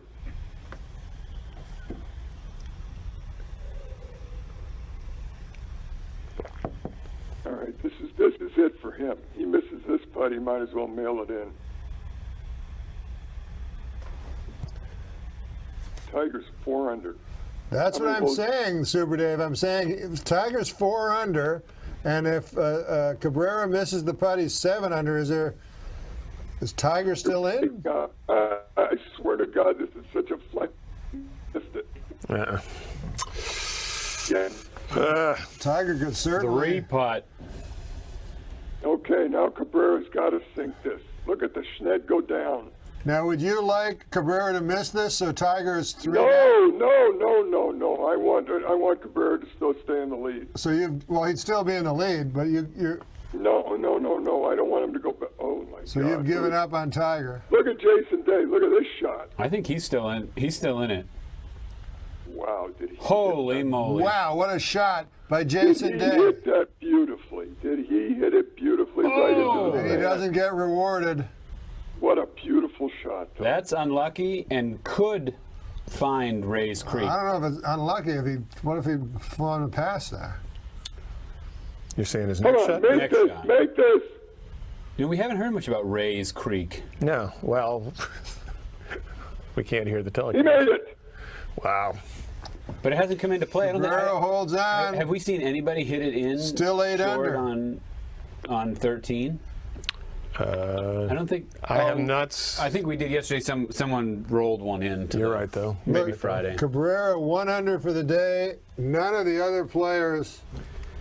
Poor Snedeker. He's got to be kicking. Day is 1 under on the day. Scott's even. Leishman is 1 What's under tough on the day. what's tough is the Schneider is playing with Cabrera, and Cabrera is just so solid. He's so solid, and the Schneider is now missing putts. What do you do during commercials? What do you do? Look at this guy with a nice thing and a birthday cake. Oh no, we don't talk about the commercials. Well, commercials are only a minute long, as you know. Yeah, but there's 3 or 4 of them. So how do you pass the time? There's always stuff to talk about. Let's hear something. I take a little break when you call in. Do you? Yeah. You kind of went away and thought I'd carry it for the next 8 hours? Jesus Christ. This is the most fucked up group of people I've ever been with, because you don't really have a rhythm going. Norm is speaking at a high level softly. I don't understand. It's like a yelling golf announcer is what he's doing. He's way up there in the pitch, and you guys are taking a break. That's what we should do during the commercials. The critique of the group. Yeah. Well, the only thing I really like is seeing Norm eat during the podcast. I've never seen that from a host. His cheeks were full like a chipmunk. I don't know what the fuck he was eating, but he would eat, and he was talking and eating, and didn't even care about it. Well, I like to, the golfers always eat a banana. I know, but you're not golfing. You're not moving. You're sitting on your ass for 8 hours. You don't need a banana. What, you need potassium? Well, the interesting thing about what fell out. Are you okay? I'm all right. Watch this shot from Cabrera. Watch this shot from Cabrera. Angel Cabrera, magnificent. He's playing smart and safe. He's playing as safe as a player can do to Did you lose see him? a tournament. Did you see him look left there to see if the police were there? He can't get that out of his system. No, you're right. He was in the woods on 8. He was in the woods on 10. Both times he just took his medicine, played it safe. Yeah. I know. Didn't make it worse. Brilliant shots. Now watch the Schned, man. He could go into Race Creek. Well, Snedeker is going to go for the pin. No, he's not. Well, we'll see. If he goes for the pin, it could be all over. Look at his caddy. When did he get out of jail? When did he get The spectacled guy? No, he's got beard and fucking, he's just in prison or something. He's got a lot of... Look this at looks that. like a very Look at that. That's an amazing Look at shot. that. He's Sand already hauled shot. one out of a bunker today for eating. Oh, That's my right. God, is that beautiful. Halt You know the who we have to plane. thank for Stop that? the Mother strafing. Nature. He Where's just the called a rain? halt to the strafing. Did you say that? Did you see what he did? Yep. You see that signal? No more strafing for a minute, he said. How about that play? Now Chad watch Drew this. has just told us that the rain is coming into play now and holding that ball. All right, watch the Schned. It's a good shot. It's off to the left, though, it looks like. They're going right at the pin. Oh, my God, right at what a beautiful Norm has an shot. uncanny ability to... What a beautiful shot. Did you hear what Jeff Martin just said? Yeah, I ignored it. What about his caddy, that Schned man? That guy's either mentally ill or he's a prisoner. I think he might have snuck him out. Well, he has a lot of sweat, it looks like, on his hat band. Yeah, and he stopped his beard a little below the ears. Look at the Tiger. It's 400. I want him to get 5 right now. Can Tiger Woods put some pressure on him? Staring it down. No, terrible. Oh, Look at that mound. Oh, it's going out on the ground. Terrible. We were talking about that an hour ago. Now, Super Dave, having played that, do you think number 14 is one of the most difficult greens on the course? That's a yes. It's so annoying. Adam Scott. We couldn't hear what you said. It was something I know, and I complimentary. couldn't hear what you said.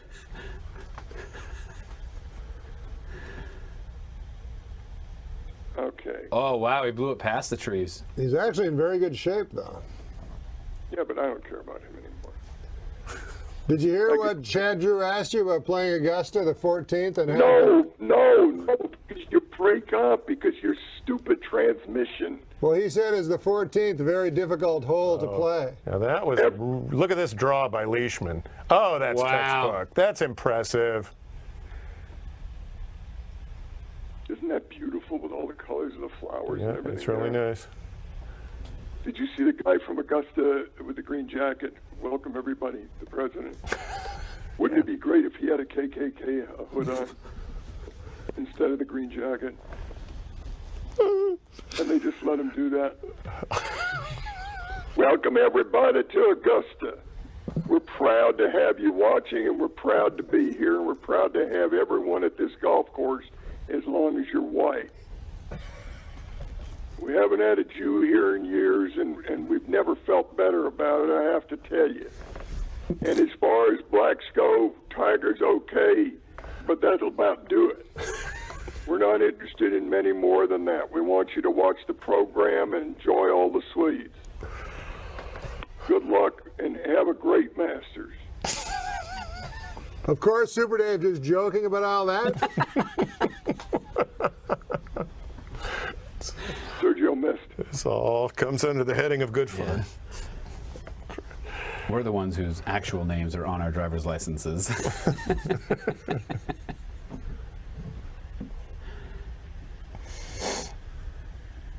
Who is this guy playing with Sergio? That's Mark. Oh, that's the guy. No, it isn't. Is it Bo the Van guy Pelt? that made the hole in one or whatever he made? That's Bo Van Pelt. Bo Van Pelt, yeah. Okay, this guy needs a bogey, the Duke of Hazard, whatever his name is. He got it. The Great Dane. Fair boy, you know what? You got to pick one name. There's too many names there. Thor, Bjorn, Olsen. The hell is he? And look at his caddy. Here's Angel Cabrera for the long birdie, and this has 3-putt written all over it. Oh my God, it's good. No, it's not. It's short, but it's beautiful. He's playing safe, great golf is what he's doing. He just heard a gunshot. You know what they say about playing safe? What? I don't know. What have they said? It's dangerous. It's dangerous. You know, they have a, I'm not going to bring this subject up, but it's just scary as hell. It's dangerous to play safe. No, it isn't. Not when you're playing the Schned. Snedeker for birdie. He's 5 under? Yeah, he's... How far is he back? He's made a couple of bogeys. He missed the birdie. He's going to make Read back. The Schned missed the birdie. What's happening? He bogeyed 10 and 11. Oh, hey, did you see what he said? Shit. Well, there's only 6 holes to go.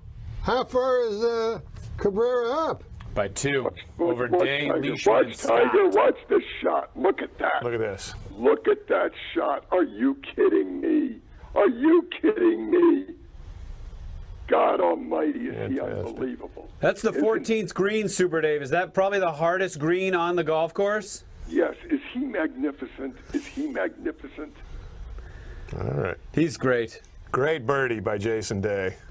Yeah, he's right back in to the pull within 1, right? Wow. Yeah, he's right there. Jason He's Day right there. has it to within 1. This guy can play.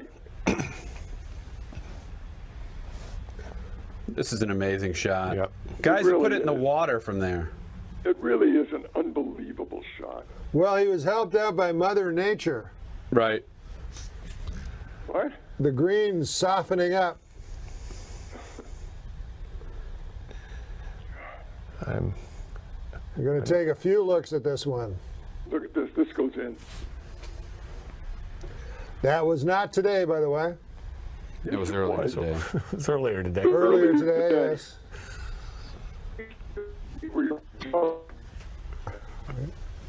Is he on auto-tune? How can you be so misinformed?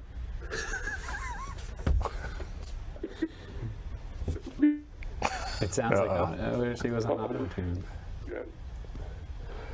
Chad Drew says it sounds like you're on auto-tune, Super Dave.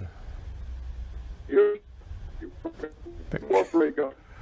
I can't take it anymore. The connection's bad. We're missing these compliments. Yeah. I don't know what's going on. I don't either. What does it cost to get a decent connection in today's world? Oh, there he is. I don't know. I mean, everything is wired up. Why do you have a bad connection? Oh man, it's you're breaking up. Your explanation of the bad connection is breaking up. Do you know how annoying that is? And don't answer me in the announcer voice. Do we know how what that is? You broke up. Oh, that's funny. That's funny. Rub my nose in it. Just push my face in it. Rub your what? I'll keep it up. You found a runner. Now you can really work it. I can do what with it? What? I can do what with it? What? What'd you say? Oh, we heard you there. That's like a 2-year-old repeating what you're saying. It's the same game. How old was it that was repeating it? It's the same game you play in school until you get the shit beat out of you by a bully. You know what I mean? I do. Hey, there's Ray's Creek. Where is Ray? You know what they ought to call it is Ray's Cock. For no reason other than to just add some fun to this broadcast. Well, Mark Leishman will try to add some fun to the broadcast. Oh, God almighty. God almighty. You are just a joy. I've never heard you talk like this, ever. Oh, terrible. That's not good.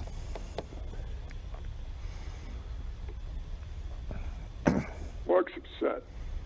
He's got his boobs going today, but it's in a black shirt.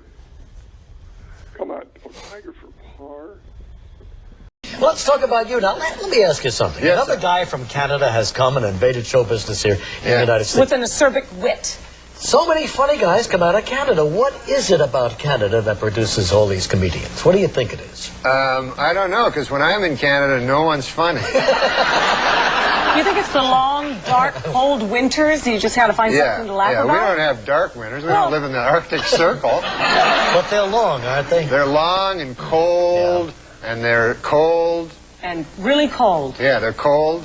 So when you're a kid up in Canada... I don't want to put too fine a point on it, but they're cold. You said this is the coldest you've ever been. You're Canadian, so are you okay with this? I've been colder than this. I've been colder than a vampire's... Go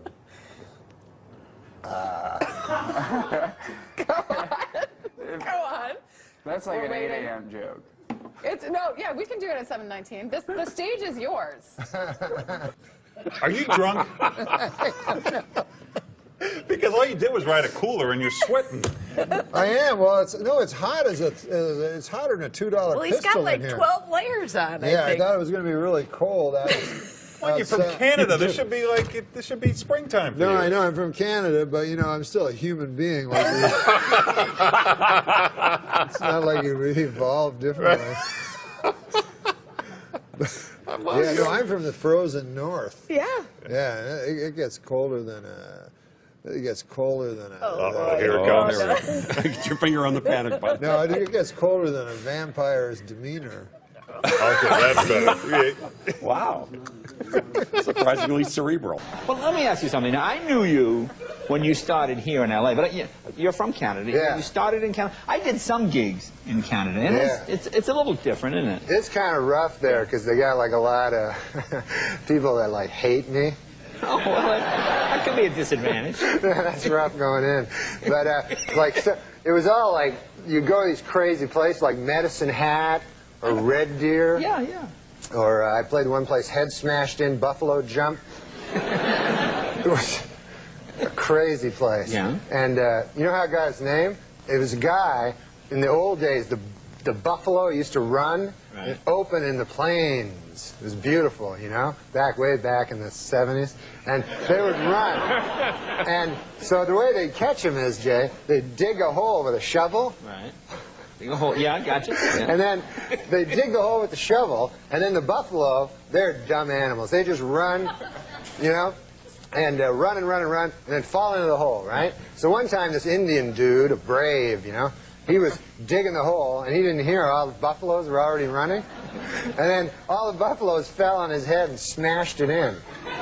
So then they called the town Head Smashed In Buffalo Jump.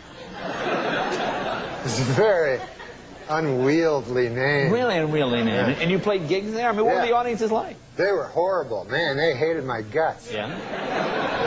One time I kissed Relic. The Beachcombers? Yeah. Were you on a ferry or?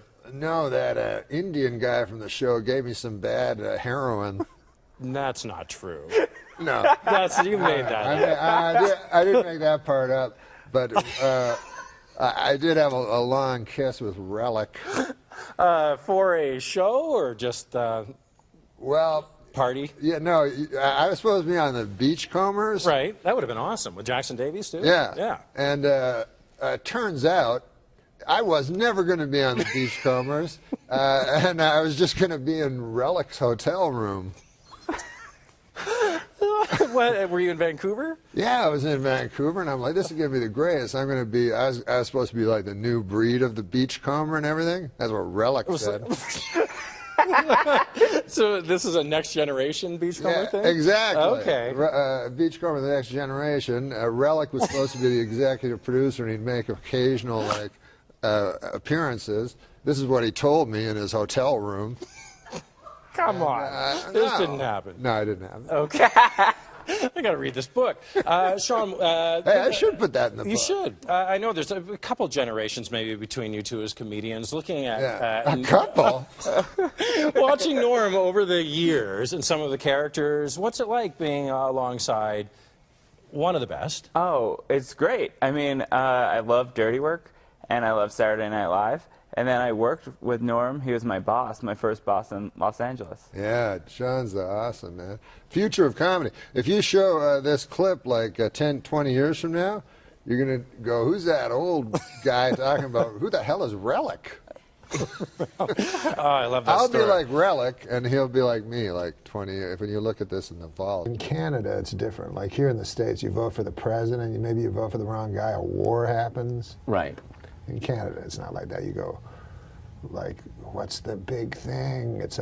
Should they make that bridge? Right. That's the biggest. Yeah. So it doesn't really matter. So it's, you know, It's too much we're pressure. very inconsequential, Canada. Yeah.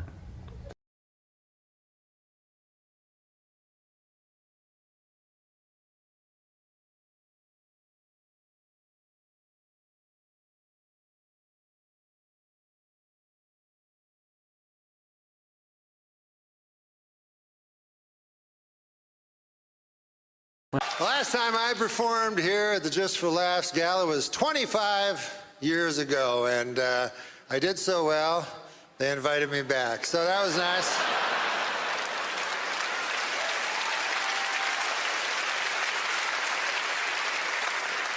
I love Montreal, my God, you know, and call me an eternal optimist, you know, but I really believe in my heart that this is the year that the Expos are finally going to win it all.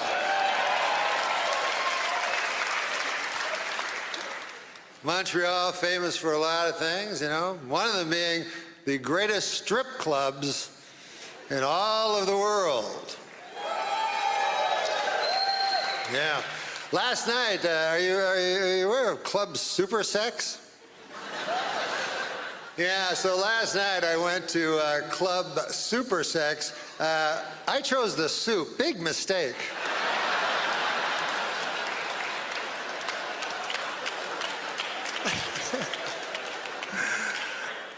Hey, big election coming up, and in Canada, this is the difference in elections in America and Canada, is elections in America mean something. You vote for the wrong motherfucker, the world blows up. I don't need that on my hands. Whereas Canada, you know, what's the, it's always like, well, what's your view on the bridge? I say keep as it is. I don't think they need to clean that up. That's fine.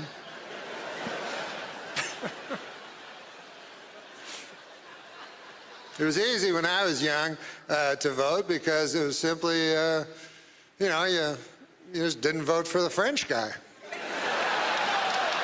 It couldn't have been an easier choice. As a matter of fact, I almost feel like coming back this fall just as an homage to my late father and not vote for Trudeau. My dad did not like Trudeau. Trudeau was my hero, though. I loved him, you know. And since I've come back, I've been watching the news and everything. I've been seeing Justin, you know. And I thought, by God, you know, this Justin kid, he must be brilliant because his father was Pierre Elliott Trudeau. But then I forgot, he's got a mother. So that's kind of evens everything out. You know, what's also different in American and Canadian elections? In America, you get to vote for the President of the United States, and in Canada, you vote for some motherfucker who lived down the street. In your riding.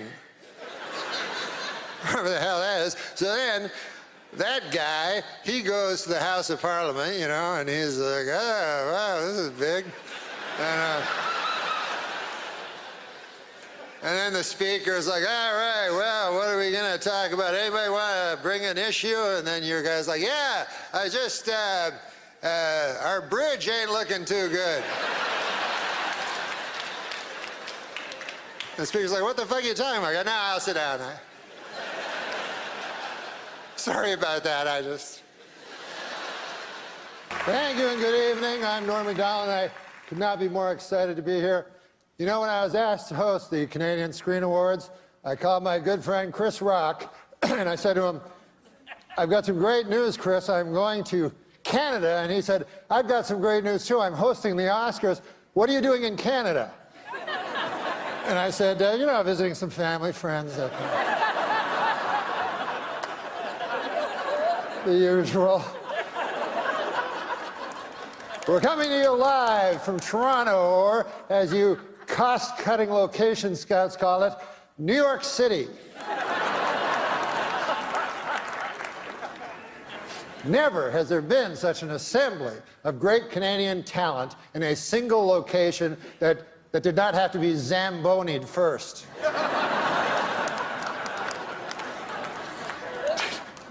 Tonight, the CSAs are being seen in over 50 countries. Isn't that exciting? Oh, wait, I'm sorry. No, wait. I misread that. 50 counties. And a couple of regional municipalities. We are here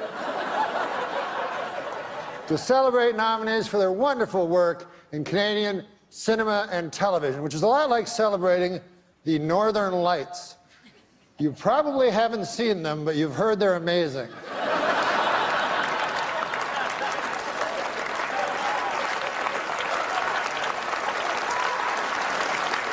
We have a lot to celebrate in our industry. Amongst the TV shows nominated tonight are Amazing Race Canada, Big Brother Canada, Master Chef Canada. Where do they come up with these ideas?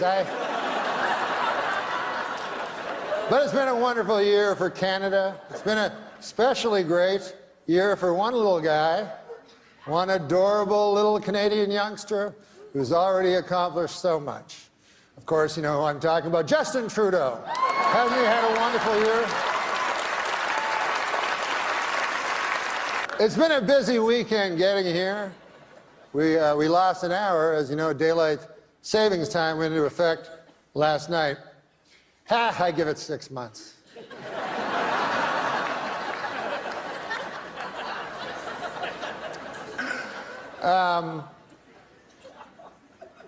Well, we're going to start the show, but I was... It hasn't started yet. You didn't know. I saw a wild look of alarm cross your eyes. But I was backstage yesterday, and we were doing rehearsals, and I asked, what is the statuette called? And they said, it's called the Canadian Screen Award. And I said, well, that seems kind of dull. Like, what? That's the name of the award? And they said, well, we've been bandying around different names, but none of, you know, they said in Canada it takes a long time to get stuff done and stuff. But one of them that they said, one of them they mentioned was the Candy. And I think John Candy, I mean, who doesn't love John Candy?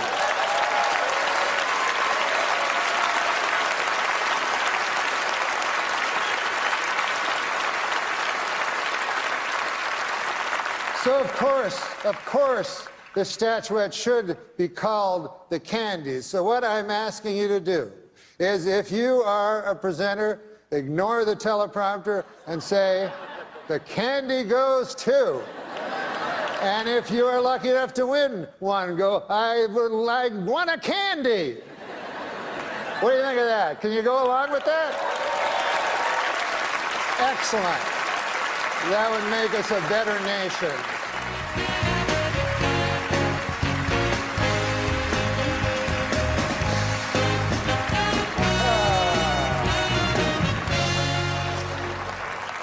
I am not here to upbraid.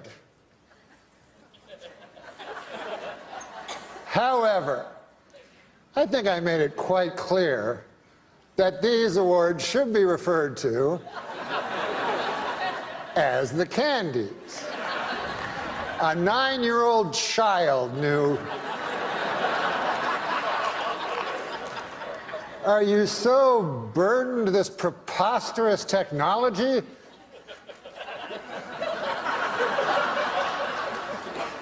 So I would like not to see that again.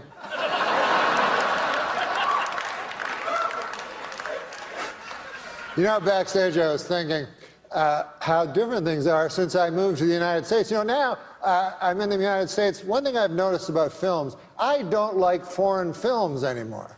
You know? They're all like artsy, kind of not my cup of tea. But when I grew up in Ottawa, by God, I loved foreign films. You know, Star Wars, Smokey and the Bandit. Do you remember that one?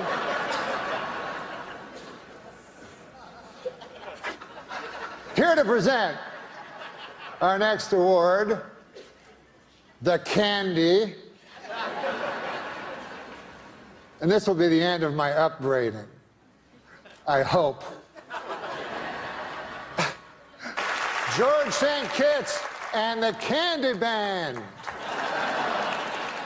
Who can take a sunrise? Come on, guys. Sprinkle it, but they can't. Well, whatever.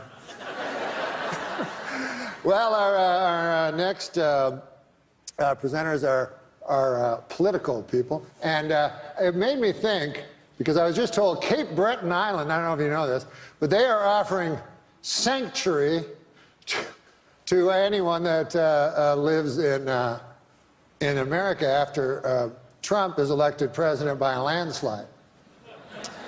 And I agree with this in principle, but why Cape Breton Island? I mean, can't I just flee to Toronto? Do I have to leave the fucking planet? I mean,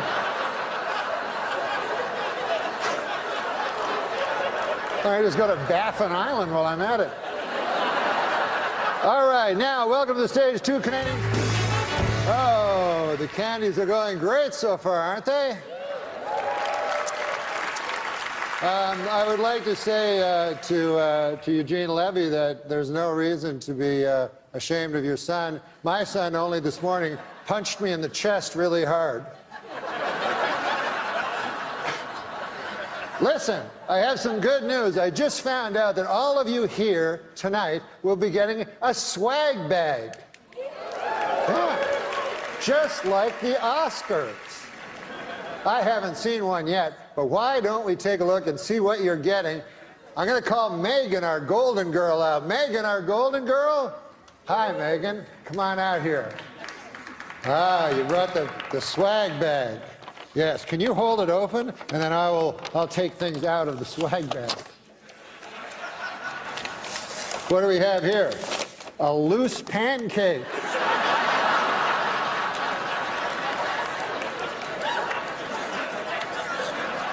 What else we got here, Megan? We got, this looks cool. It's a CD, you know what they are, of Nelly Furtado singing all the national anthems.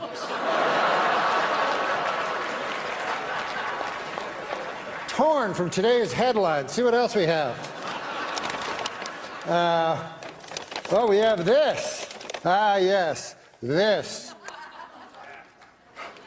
This is a bottle of Eau de John Cherry Cologne. It's for the gentlemen in the audience. Now, what else do we have? Hopefully something a little funnier than the last one. Here. We have a 30-minute massage from producer Robert Lantos.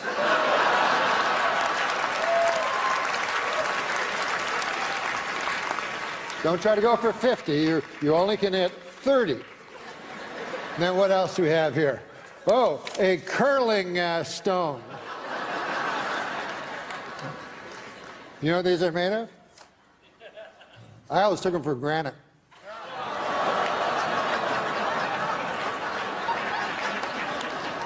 Last time I take a joke from Martin Short. All right. Megan, just do some house cleaning here. Having a hand for Megan, our Golden Globe. Natural mistake. All right. Listen, guys. For some reason, I've been told to stretch. So,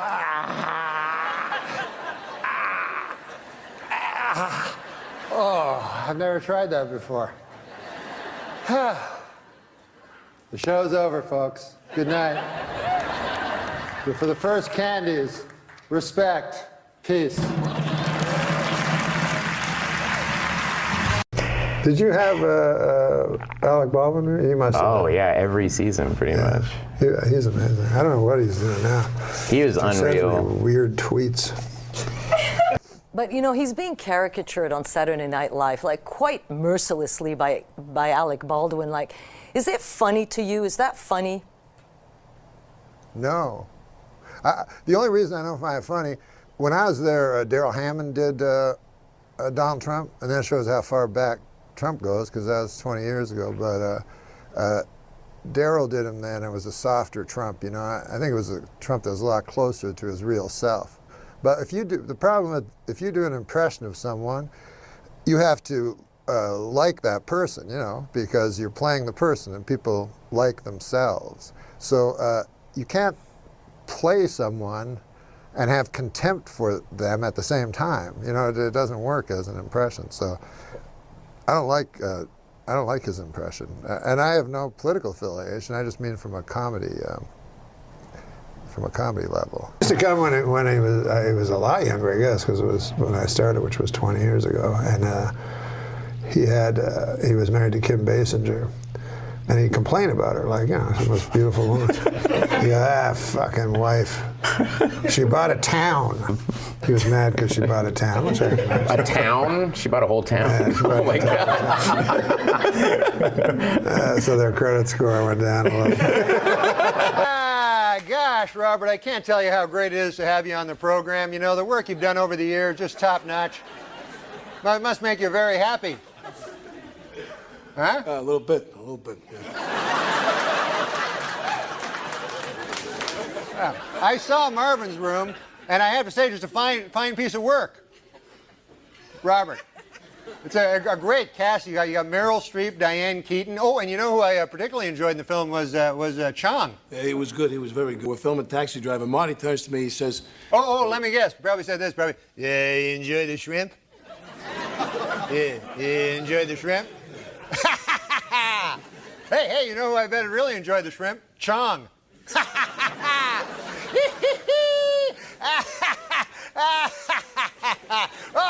But the coolest thing he did, he walked in and he threw a whole bunch of cigarettes. Like he had 12 packs of cigarettes. Oh, wow. And I thought that was really cool.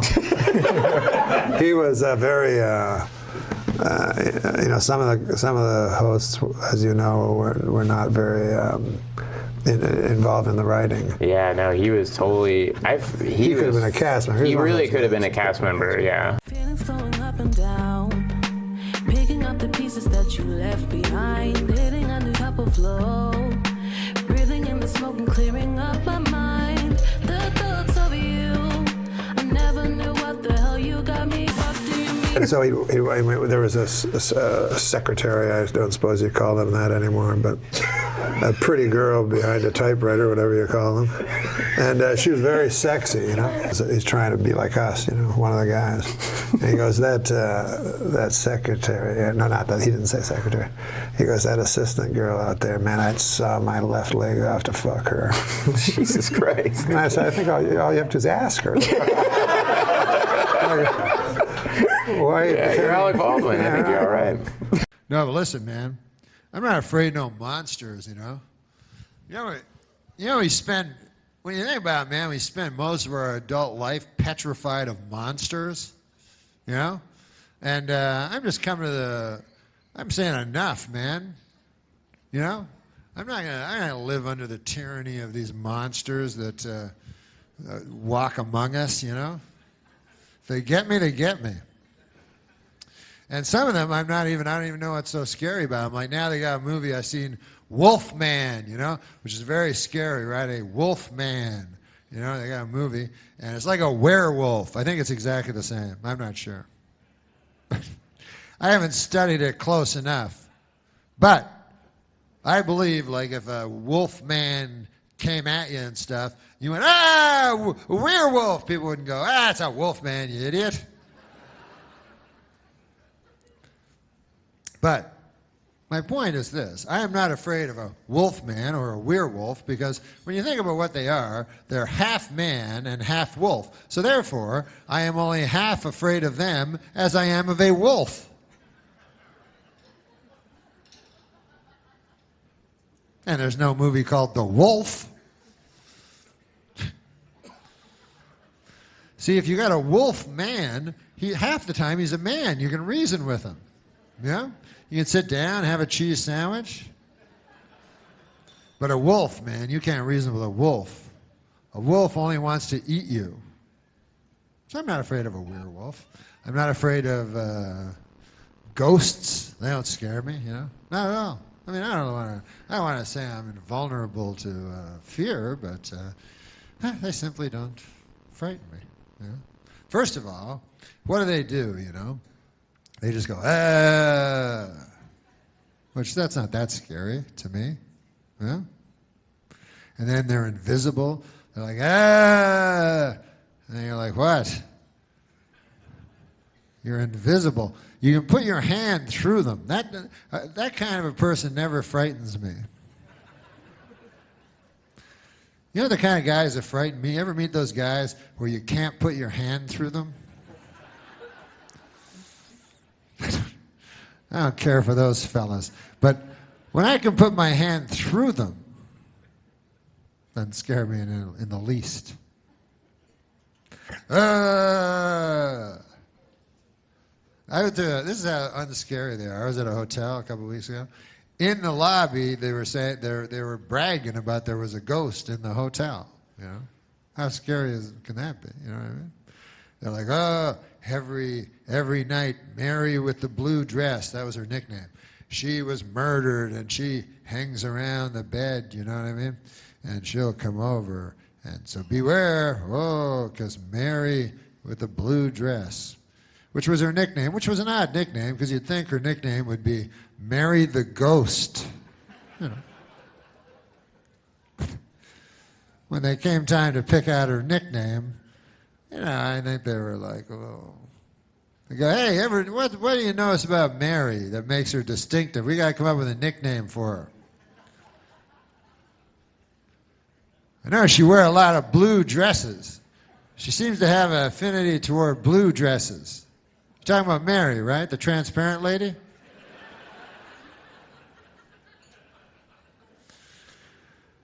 So I would call her Mary the Ghost. And anyways. And all they seem to do is complain, these ghosts. You ever know what I'm saying? I was like, I can't. Everything's wrong. They're never happy or nothing, you know? They're like, something bad happened to me. And if I don't get it cleared up, I have to travel all through the world in pain and sorrow, you know? And then I'm like, well, I do too. What the hell? At least you get to walk through walls and stuff. You get to do cool stuff. I think I'll have some more water. I love water.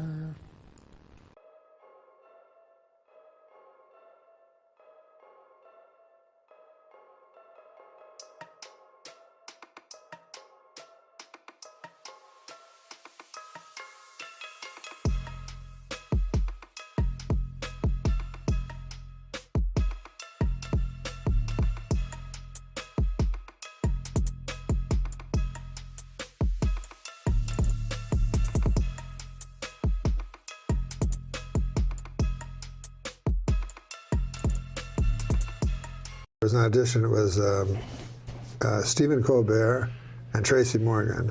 Wow. And so Stephen Colbert did, like, you know, he was in a suit and he had like he was so professional. He goes, now, you know, Geraldo Rivera, and he put a mustache and he did everything was funny and well written. And then Tracy, it was Tracy's turn. And his entire thing was he played a character named Biscuit, who was a child. Hi, my name is Biscuit, and my teacher, Miss Soto, said for me to read y'all a Christmas poem. This is it. The name of my Christmas poem is, This is My Christmas Poem. My name Biscuit, and then when I went, so then that night we're at dinner with Lauren. You know, you have that dinner, and he's like, "What do you guys think?" And I'm like, "Well, obviously it's Colbert," and everybody else was like, "What about Biscuit?" What? But then he succeeded. You know, he didn't. When you did that for a long time, he didn't succeed.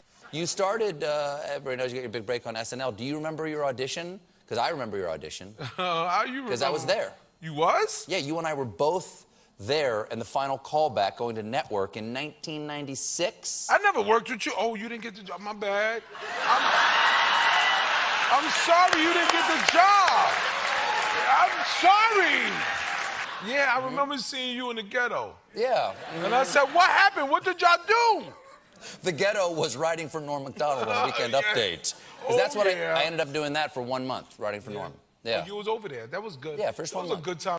The best story he told, I said, what was your most, like, secret fun thing that happened at SNL that, like, you know, like, what was some inside shit? And he goes, Smigel and I, Robert Smigel. If you don't know who Robert Smigel is, he's Triumph the Insult Comic Dog. He's the voice and the genius behind that. Smigel's a fucking phenomenal genius writer and comedian. He goes, Smigel and I, we used to write sketches for Tracy, because we knew Tracy Morgan. We knew Tracy, you know, he was bad in table reads. He couldn't read for shit. You know, he's a fucking stumble through words, you know? So one time we wrote this sketch that we knew was going to tank. Lauren hated it. And we showed it to Tracy anyway because we knew he had trouble reading. He had someone helping him read. He had bad time with S's. So we wrote this sketch about this guy who's like a gay animal handler named Brian Fellows. Do you remember that sketch? Yeah. Brian Fellows? Brian Fellows spent 4 years in Thailand as a volunteer for and later director of the Southeast Asian Animal Rescue Project. He subsequently served as Director of Animal Operations at the San Diego Zoo and Undersecretary of the Interior for Wildlife Management. Brian Fellows, Brian Fellows, Brian Fellows, Safari Planet. And he goes, if you look, the best part for us was it was Brian Fellows, 'S, Safari Planet. It was 3 S's in a row is the sketch that we pitched. So in the room, even though the sketch was bad, we knew Tracy would go, Brian Fellows, this is Brian Fellows, this is Safari Planet. Yeah. And we knew we would crush in the room. He goes, and everybody lost it. The sketch, he was like, the sketch was terrible. But Tracy would go, Brian Fellows, this is Safari Planet.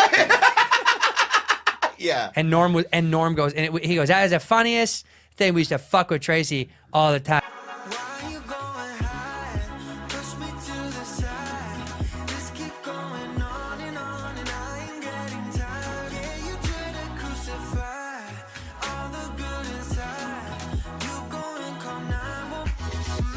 I'm Brian Fellow.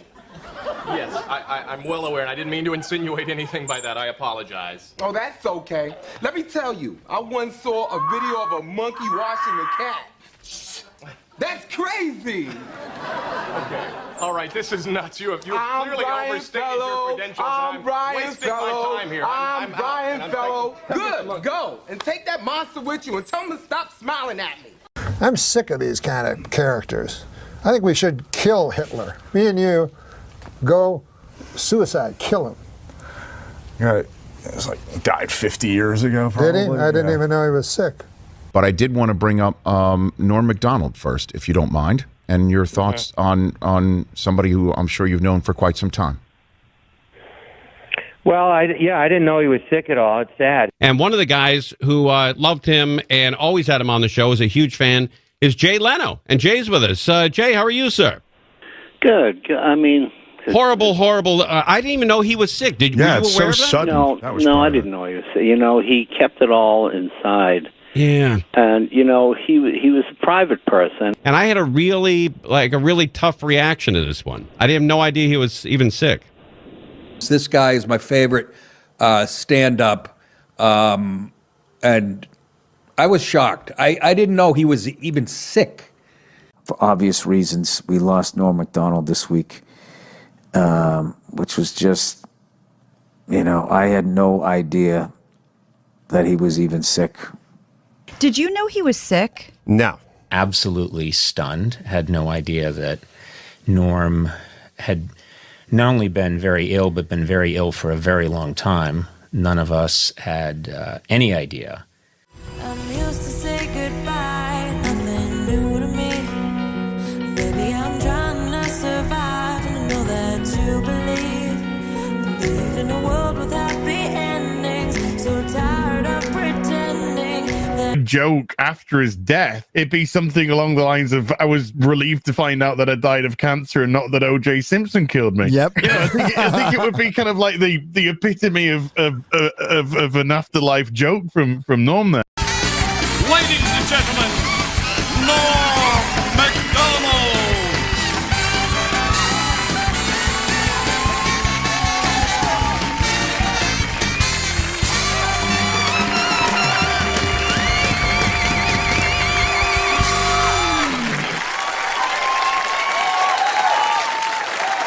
Thank you. Thank you.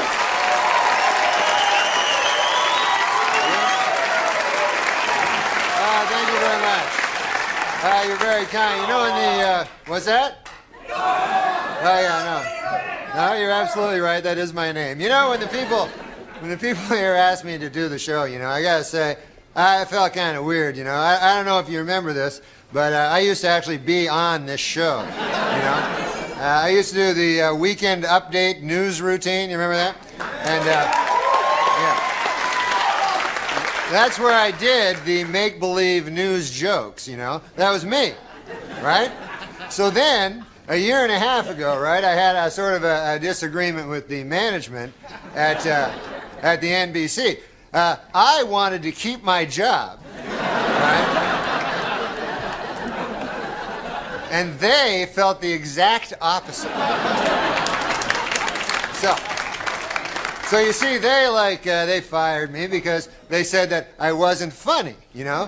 Now with most jobs, I could have had a hell of a lawsuit on my hands for that, but see, this is a comedy show. So they got me, you know, you don't want. But now, this is the weird part, right? It's only a year and a half later, and now they asked me to host the show. So I wondered, I go, hey, wait a second here. Hey! I go, how did I go in a year and a half from being not funny enough to be even allowed in the building to being so funny that I'm now hosting the show? How did I suddenly get so damn funny?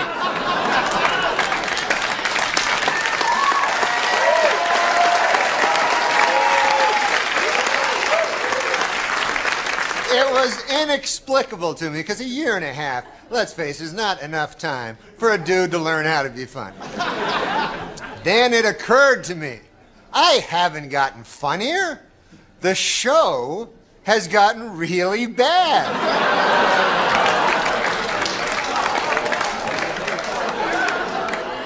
So yeah, I'm funny compared to, you know, well, you'll see later. But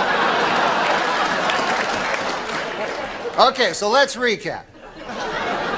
The bad news is I'm still not funny. The good news is the show blows. All right, folks, we got a bad show for you tonight. Dr. Dre, Snoop Doggy Dogg, and Eminem are here. We'll be right back.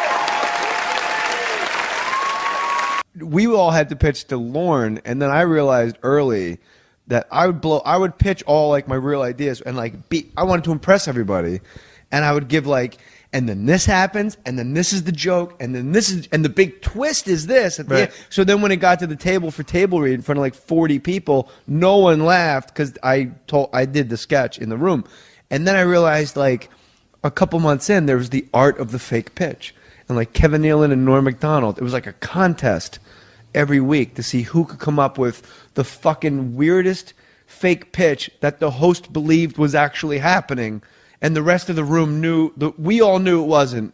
Lorne knew it wasn't. That's awesome. But I remember like Kevin Nealon every week would do 2 fake pitches and go, also I have this idea where you live at the top of one of those runaway truck ramps, you know, in your house all the way up there, and just yeah, it's like dinner time. A truck comes flying through your house, man. And the host would go, yeah, this is funny. I mean, but every week. And we would all just be laughing so hard. And the host is looking around like, yeah, that is funny, right? But we're laughing because the host is a fucking moron. And then Norm, I remember, it was Bob Newhart goes, I got this idea. People always confuse literally and figuratively. A guy will go, hey, how was that movie you just saw, you know? And I go, oh, my God. It was so funny. I literally laughed my head off. But he didn't, you know, because he's got a head still. And Bob Newhart just stared at Norm like, that's the stupidest shit I ever heard. And then Norm, like a dog with a chew toy, was like, I'm not leaving this room until unlock the doors like a prison movie. He's going to break him? Like, yeah. And he goes, or you go, hey, how's your wife? Well, she literally died when she got your message. She literally dropped dead right there on the floor. She's died. She literally died, and like in like now he's moving like closer. Did Newhart break at a certain point? Yeah, eventually he just fucking won. And then that week, Norm did a sketch where he was Charles Kuralt, and he was the only. It was just Charles Kuralt alone talking to camera, and we're all like in full Charles Kuralt makeup, unrecognizable, and you're like, his fake sketches were better than anything I ever actually got on air. He's amazing, isn't he? He's an amazing guy. He is amazing.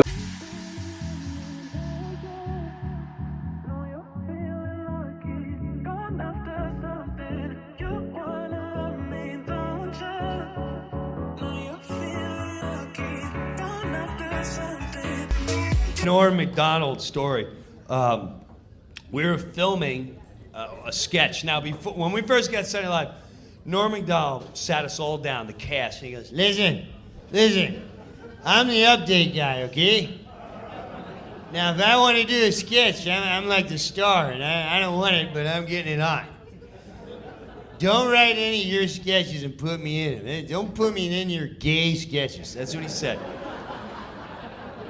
He goes, but be prepared. If I'm doing a sketch, it's getting on. All right. 2 years later, he doesn't do any sketches. He just does the update.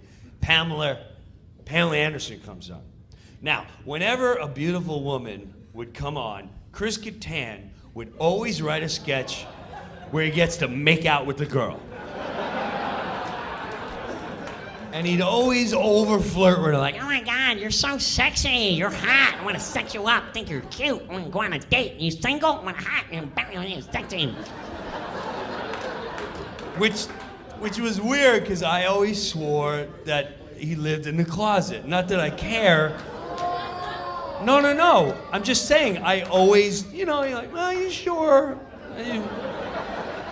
You can tell me if you want, because he was he's very flamboyant, and he would always bring up gay in conversation, which was to me weird. You know, it's like You're like, oh my God, I was watching football, and I don't know, it just started making me feel gay. You ever feel that way? no, not really. But if it makes you, you know, all right. And I took that as a hint, you know, because like a pot smoker will hang out with a group and they'll go, and there's always one that drops the little hint to test the crowd. You're like, yeah, so if we go out tonight, it'd be weird. You know, I don't really smoke pot, but, you know, maybe tonight if someone's got nothing. But I would never do that, you know, because it's weird, it's drugs and stuff. But you automatically know, like, oh, okay, he's looking for, I'll talk to you when no one's around. So I didn't know if Catan was that guy. I'm like, oh my God, because he'd say it a lot. I'm like, oh my God, I was on an airplane. I don't know, I just felt gay. Not me, but, you know, whatever, knock it out. So, Pamela Anderson, she's on the show. And she goes on, and we're getting ready to do a sketch. Now, when we read a sketch, we try it out on Wednesday. Wednesday, you want to read it, sell it, and try to get it to be picked up to work on for the week. Now, Norm MacDonald is playing the guy from the Twilight Zone. I don't remember his name, but the sketch is like, imagine, if you will, another place and time. Welcome to the Twilight Zone. So, but Norm, this is how he reads the sketch. He goes, hey, imagine, if you will, you know, another place and time. Twilight Zone, yeah, pig faces. And well, they picked the sketch up, and they put me, Catan, and Sherry O'Terry in the sketch, okay? Now, it's Saturday. It's Saturday, the day of the show. We go on the floor, and if Catan wasn't starring in a sketch, he'd start nitpicking at other cast members. And he started busting on Norm. He's like, oh my God, Norm, Jesus, you don't even sound like the guy. You're not gonna get this. It's not gonna get picked up. Why are you acting that way? I mean, sound like the guy. Pamela, you're so hot. You're so sexy. Tommy Lee, I'm bigger than Tommy Lee. Me and you can hang out with fuck face. I mean, God, Norm, you're awful. Sound like him. And the whole time I'm looking at Norm like, you're not gonna do anything? I've seen you be so rude. You're like, you're not gonna say something to Catan? You're gonna let him pick on you? And he's just looking at us like, yeah. Nothing happens. Now's the dress show. On Saturday Night Live, there's a live show and there's a dress show. The dress show, they film the whole show. God forbid something happens, they have a show in the can. But also, they do a lot of sketches because you're trying to get on. Sketches are gonna get cut, and then you only see the live version. So we're working our ass off for the dress show. Packed crowd, ready to go. 1 minute for the Twilight Zone. Norm MacDonald, Chris Catan, Jim Brewer, Sherry O'Terry to the floor. We get on the floor. As a crowd, our mics are on. Swear to God, Catan's going, God, Norm, where'd you hear this guy? You sound terrible. I can do impression better. Did you work on it? Pamela, you're so hot. I'm gonna suck face and rub up against you, and me and you are gonna hang out and suck your face. You go in the party, we're gonna hump and hang out and dry hump your leg at the party.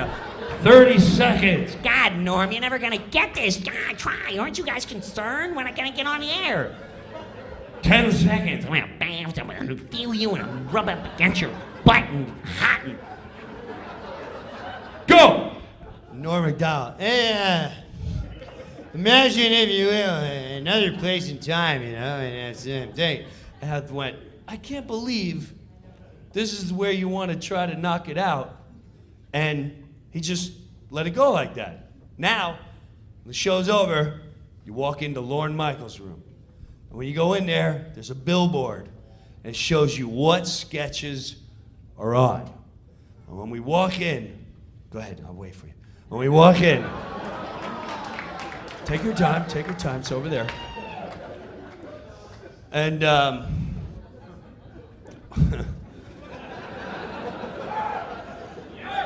when we first walk in, it says the Twilight Zone sketch. I'm like, wow, how did that make it? So here we are, live show, monologue. Pamela Anderson comes out, first sketch of the night. 1 minute for kickoff of the show. Jim Brewer, Sherry O'Terry, Chris Kattan, Will Ferrell, not Will Ferrell, Norm MacDonald, all this show. So we get there, live show, 1 minute to live on the air. Kattan starts. God, Norm, you're like terrible. We got 1 minute. You're gonna sound terrible on national television. Don't you care? My God, you don't even care? Don't you feel gay? God, what's wrong with you? And I can't believe, I'm getting mad that he's trying to throw Norm off his game. He's live TV. And then, oh my God, Pamela, you going to the party? You're hot. Let's text you up. 30 seconds. God, Norm, wait till you hear him. It's terrible. Why don't you stay at the update desk? 20 seconds. Pamela, you're so hot. 15 seconds. Norm had a cigarette. Puts it out. 10 seconds.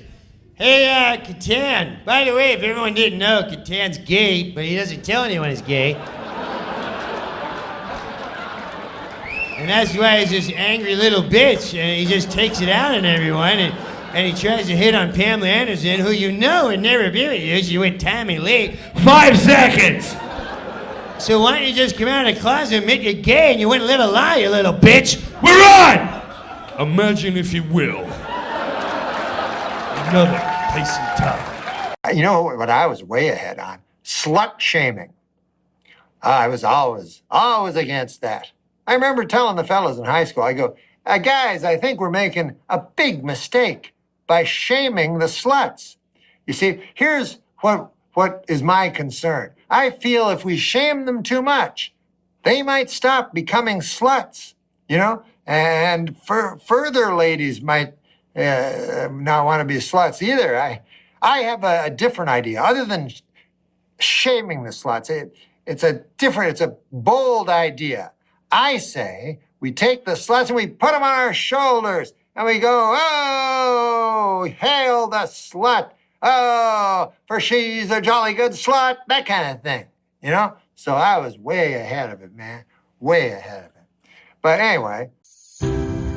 Some days we get closer, things that we never really needed, promises that we never thought of keeping safe.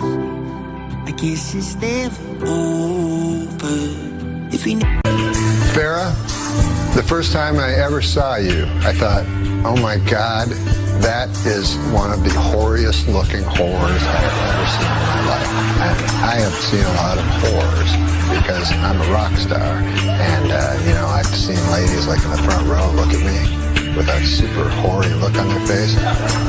And you look hoarier than all of them. And that really means something. Hey, Twitter world, this is yours truly. Now, coming soon to Twitter, you'll get to read all my thoughts and opinions on just about everything. Now, there's a lot of fake OJ accounts out there, so this one, at the real OJ32, is the only official one. So this should be a lot of fun. I got a little getting even to do. So God bless, take care.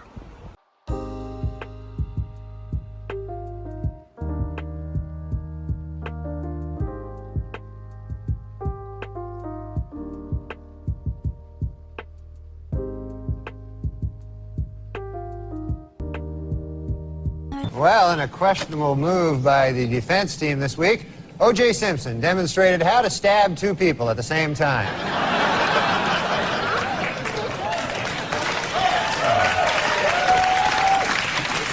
In a brilliant move during closing arguments, Simpson attorney Johnny Cochran put on the knit cap prosecutors say O.J. wore the night he committed the murders. Although O.J. may have hurt his case when he suddenly blurted out, hey, easy with that. That's my lucky stabbing hat.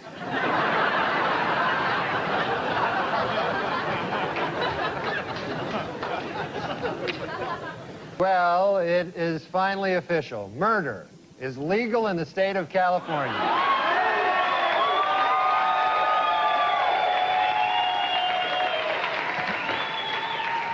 A down-and-out O.J. Simpson, depressed that all of his money-making ideas have failed, has decided to go back to doing what he does best, killing people.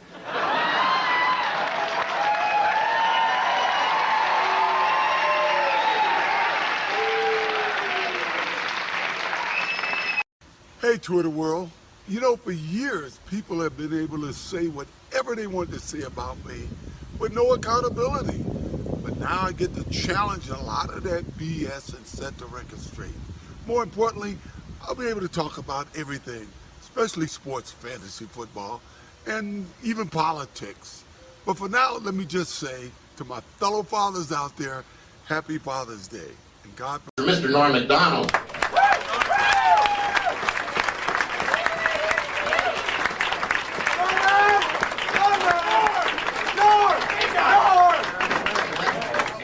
What are you yelling my name for? Norman! Well, shut the fuck up. Then we gotta do some thing here. Okay. I went to buy a dog. This guy tried to sell me the most killing dog in the world, a big pit bull. $600 pit bull, you know? And I don't want to buy that, you know? $600. Holy cow. You know, guy says, this dog will protect your valuables. You know, I don't even have anything that valuable, you know? I mean, I buy the pit bull. That would be the most valuable thing I own, right there. I want a dog do things for me, you know? Fetch my slippers and things like that. You know, Pitbull won't do that. I say, hey, Pitbull, fetch my slippers. You know, Pitbull go, I could kill you, pal.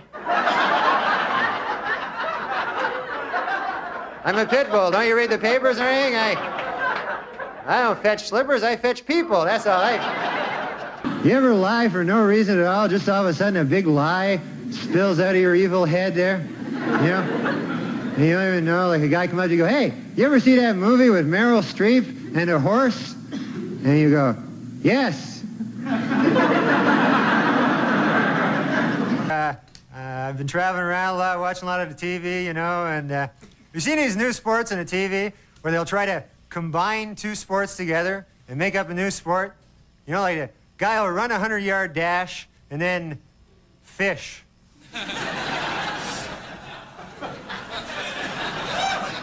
I bit my tongue today. That was about all. You ever do that? Man, that hurts, huh? Still hurts. And very embarrassing biting your tongue, you know. You just be walking down the street, minding your own business, you know. Doodly-doo, doodly-doo, doodly-how! You ever meet those old guys, no matter what the hell they do to themselves? You know, they still grow old. Be the oldest bastard you ever met in your life, you know?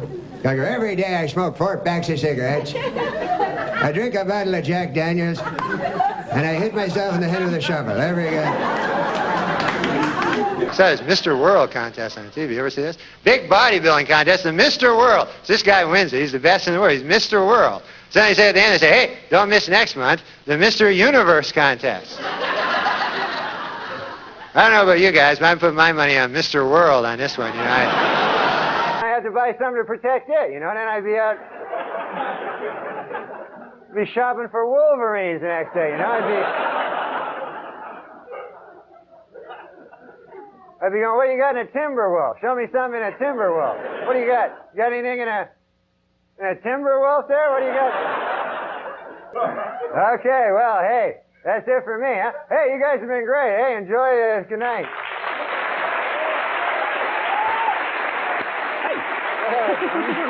Norm MacDonald, everyone.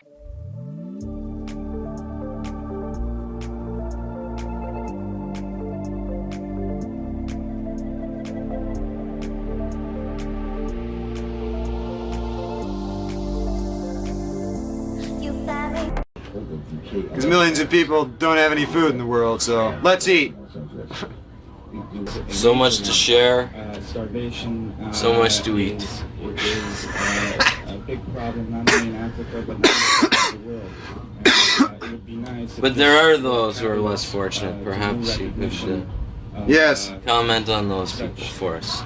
Well, Jan Murray is, I think. Jan Murray. He's worse off. There's a direction there. How's that? Well, I mean, nobody really wants to be Jan Murray. Television and film that You'd always rather be yourself. musicians have now. Back with the worldwide, and we some recognition to some of the stations, including feed for us. Melbourne, Australia, EENF. I mean, you're not taping this, are you, Randy? Thank you. And then Roberta Duran says to the other guy, no, you blow it up this time. Oh. Jerry Lewis, the actor. Or Jerry Lewis, the telethon guy. Any of those caps that I wear, it's always a love. Either that or the hang.